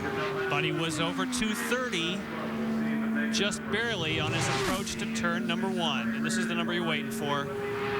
This end of the back straightaway where he had those huge numbers last time. 232.1. Wow. He's in the ballpark. He's shooting for 226.484 from Ryan Briscoe. He had a great turn 4. He's gaining momentum this time. Lap 1, the right direction. 226.236, not good enough. But they may have tuned it to pick up speed this time instead of dropping off. It's the 4-lap average. He's going to have to hang it out. Boy, that's asking a lot. faster every lap. 2:32.1. In fact, he's losing time. Yeah, like I said, that's asking a lot to go faster every lap. He's going to dip into the 225s here. Wow. We need to wave this baby off and get it back to the other setup. 25.9. He's still second best, but his average before this run was second best. He's going to be thinking, I let that other one get away. Yep. If he's going to have time to get back in line and make another attempt, they need to pull him in now. Yeah, he's not going to beat his previous. And the yellow comes out. So the run is aborted. Hey, this pit lane. Not this lap. Bo Barfield, the race director, ordered the yellow flag to abort the run because he was not going to be able to move up. So Hinchcliffe will remain second.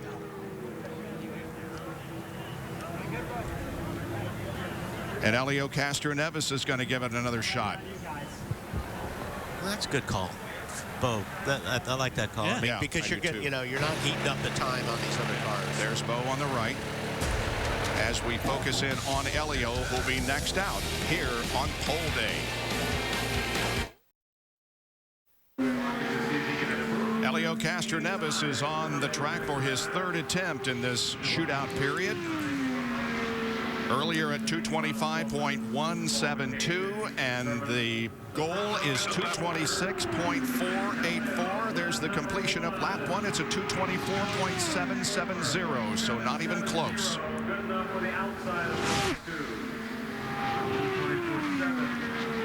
I'm sure that might see another yellow come out here very quickly if Elio doesn't pull it in himself. Yep. Yeah, feeling the series will step in again and intervene. Yep. Pretty much know after your first lap if you're going to do it. You're not going to pick up that much. Right. Not improving his position that much. Ryan Briscoe has had a long wait here to see if he can pull it off. He's been in his car since he rolled in from the 226.484 lap. And now Marco Andretti is the man of the moment.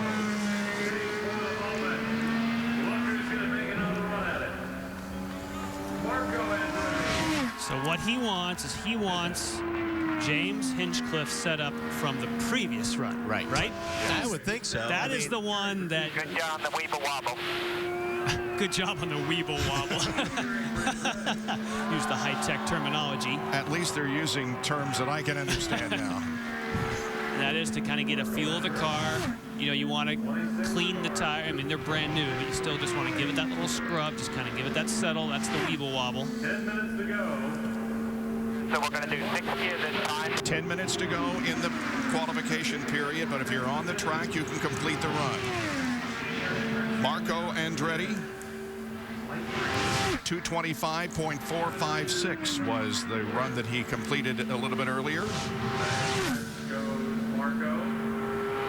Now we'll see if the man who was fast all week and had the second fastest practice speed all month can find his goal of 226.484 average for 4 laps.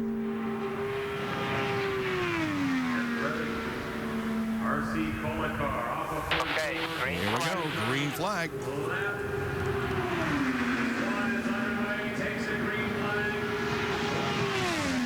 Grandpa Mario, his last pole came in 1984. 229.5 on that turn 1 trap.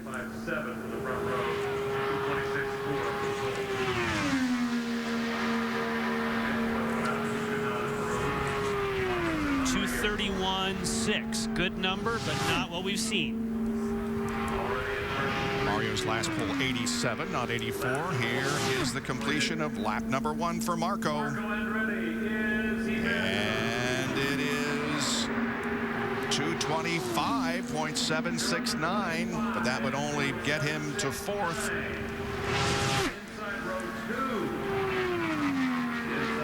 Hey, Jan, you remember those side panels we were talking about on the rear diffuser? Yes.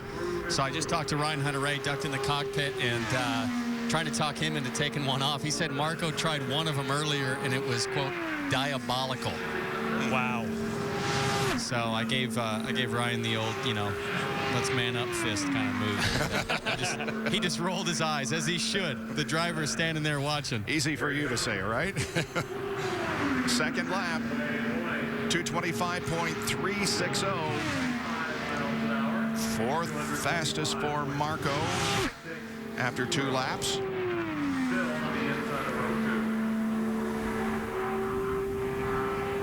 Ryan's claiming that these Andretti guys can get a 227, but they need the wind to shift or just gust at the right time. I'm not so sure about that, but we'll see. He's ready to try. Anybody make one last effort to knock Briscoe for the pole position? That's the question. Here comes. Be a low 225.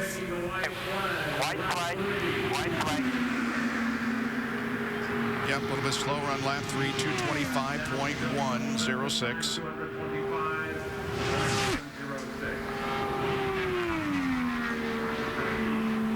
Well, I don't know whether anybody can knock Ryan off or not. They have certainly not shown it here. And they wave him off. Yellow flag comes out. Yellow lights around the racetrack. So Marco coming in and pitting off of turn number 4.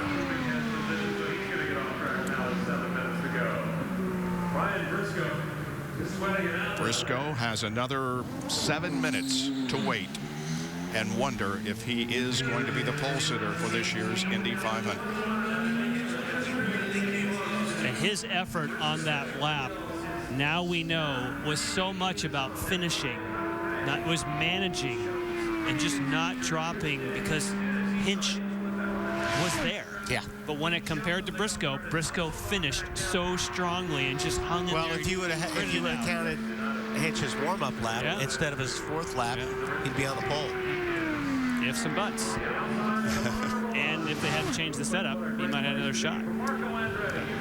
Here's a guy with the 3rd fastest run in this shootout period, Ryan Hunter-Reay at 225.772. And again, you don't have to withdraw your time in this 90-minute period. You can only try to get a better one.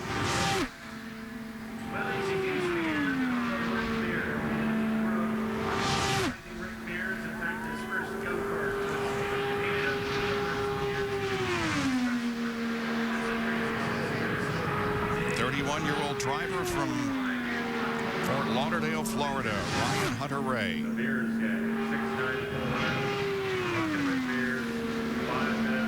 Coming down to take the green flag to begin the 10-mile 4-lap run. Warmed up at 224.8. 229 into 1. He's going to need more.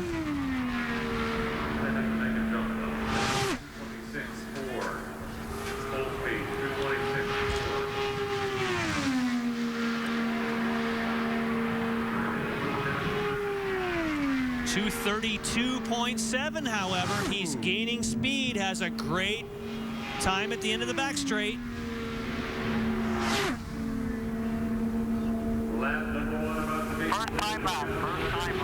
And the lap is 226.570. He does go faster. Can he put it together now? Got to hang on to it. 3 more laps. Wow, Ryan Hunter-Reay at 226.5. That would be fast enough for the pole position in the final minutes. He is making a run for it. Boy, but he can't lose anything over the next 3 laps. Tracker says he's dropping. Yeah. He did a 232.8. Again, we see a little bit of rub from the back of the car. I think he's still on a 226.4. I think he's still with it. 226.358. But that does drop him back to 3rd. Now the tracker says 2nd again. Yep. You know, these last couple laps, we found the last couple the difference.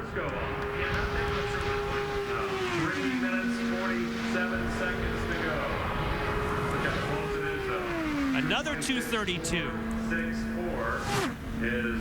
But he's getting now to the low 226s. Incredible. Here he comes. This could be 226.1, so he's drifted more. 226.139, and that is third best. Briscoe also dodges this bullet that we thought might be the one to drop him back, but not so. So at the moment, it is still Briscoe, Hinchcliffe, and Ryan Hunter-Reay on the front row, with Andretti, Power, and Castro-Neves in the second row, and then Newgarden, Kanaan, and Viso. Kanaan and Viso have not gone out during this period. Well, they did, but did not complete their runs. Okay, the fourth lap is 225.8. The average is 226.240. That was better than his previous four-lap average. 226.240, third fastest for Ryan Hunter-Reay. And Will Power now rolls off to try to knock his Penske teammate Ryan Briscoe from the pole. We're not done. Will Power wants another shot at it. Going after his own teammate. It's going to be close. This could be the final run of the day because there's just a little more than 2 minutes remaining, as you can see there at the top of your screen, counting down to 2 minutes from right now. What do you think, Jan? I think he's asking for too much. I agree. Yeah. I don't think. I mean, it'd be pretty dramatic, but he hasn't shown. I mean, that Briscoe effort was, especially at the time of day he did it. It was really a piece of work. It was fantastic. A great team effort. They gave him a good setup, and he had to be sure he got every single thing out of every corner at the right time. And he did. I'm still holding out hope here, guys. There's a cloud that just blocked the sun down here in turn one, and man, it's dropped. It must have dropped 15 degrees by the field. Who's going to win the pole? Briscoe is biting his nails and watching and waiting as his teammate tries to knock him off in the final minute. Here we go. All right, out of corner number 4. Nobody else in line. This is going to be the final run of the day. The green flag comes out. Will Power looking for a pole position. The warm-up lap was 2:19.365. Just like before, he likes to warm up in that range. He laid off the last time. 227. No, that ain't enough. It's not going to do it. No. To the backstretch to go. Pick up 3 or 4 mile per hour on the straightaways just to match. Ryan, you're almost home, buddy. Power out of corner number 4. Nicole Maskey Briscoe. Here's the first lap. It's 2:24. No, 2:57. That will not do it with 17 seconds left in the qualification period. That was music to Ryan's ears right there. Oh, yeah. You can see the guy there on your right with the closing gun about to sound. Said he's done. And he comes in, and there it is. Qualifications on pole day are over, and Ryan Briscoe wins the pole for the 2012 Indianapolis 500 with a 4-lap average of 226.484.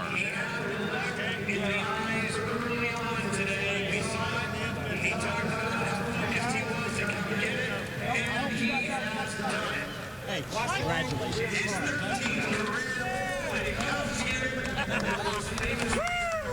Well, he had to sit through nearly the entire 90-minute period to find out if he was going to make it, but he has. He can finally take off the helmet and begin the celebration of being the pole sitter for this year's Indianapolis 500. Townsend's with Roger Penske. All right, guys, I'm here with one of my heroes, and this he tells me 17 times he's been on the pole position. Roger, how do you keep bringing such fast cars here? Well, it's all about our people and the team, and certainly Ryan needed this one. He's done a great job for us, but never quite got it. But today he stretched himself. The guys did a great job on the car, and it's just a pleasure to bring that Chevrolet engine down home front and with Izod, our sponsor. And just, I want to thank everybody that supported our team for so many years, the families. And this really is, one for Paul Morgan, as you know, who was in the Ilmore, helped us build the Chevy engine, was killed in a plane crash. And I want to give this pole position to Paul and his family. All right. Now, at the start of the week, I knew that there was a lot of controversy with Honda, expected to have maybe more power. Where did all this extra power come from? I just think, we're able to get the car running better and smoother, and the engines obviously were great, and, we've had good success the first 4 races, so at the end of the day, it was a good execution. Well, another Indy 500 pole for Roger Penske. Roger, congratulations. Awesome job, and we'll see what happens on race day. Only one Honda in the top 9. That would be Joseph Newgarden, 7th quick overall. And we will talk to the pole sitter for this year's Indianapolis 500 when we return, Bryan Briscoe. Fun day here at the Indianapolis Motor Speedway. It's all finished, and we look forward to tomorrow's activity in which the field will be full. 33 cars taking the green flag a week from tomorrow for the 500-mile race. There's the 67 of Joseph Newgarden, who ended up having the only Honda-powered car in the top 9. The others are Chevys. Right behind that car, of course, is James Hinchcliffe's machine.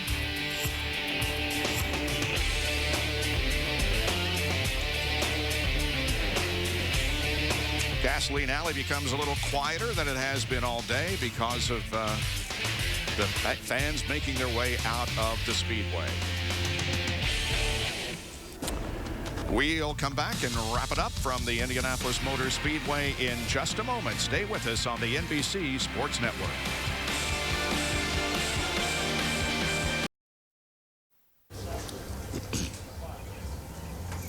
Welcome back to the Indianapolis Motor Speedway. Pole day is complete for the 96 500, and Ryan Briscoe will start on the pole, and his 2 teammates are going to start in row number 2. Will Power 5th, Helio Castroneves 6th. You told me this morning that I think I've got about a 6th place car. You're pretty close. I was right, actually. That's why I was happy to be in the top 5. But, actually, after I did my first run, I was like, hang on, maybe I do have a chance at pole here. But, Ryan just... We don't know where that came from, but it's really happy for him because I know that he's been pushing for that for a long time. He's been second qualifying before, so it's great for the team.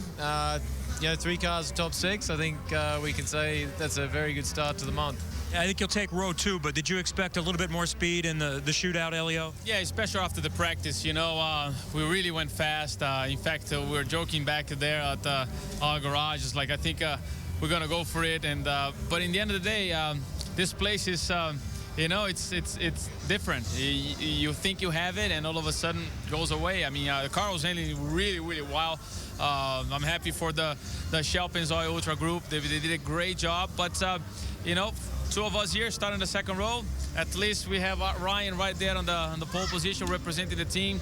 We're happy for him. It's Team Penske, and now I feel very comfortable with my car. I'm sure we'll feel the same for the race, and hopefully we got another good result.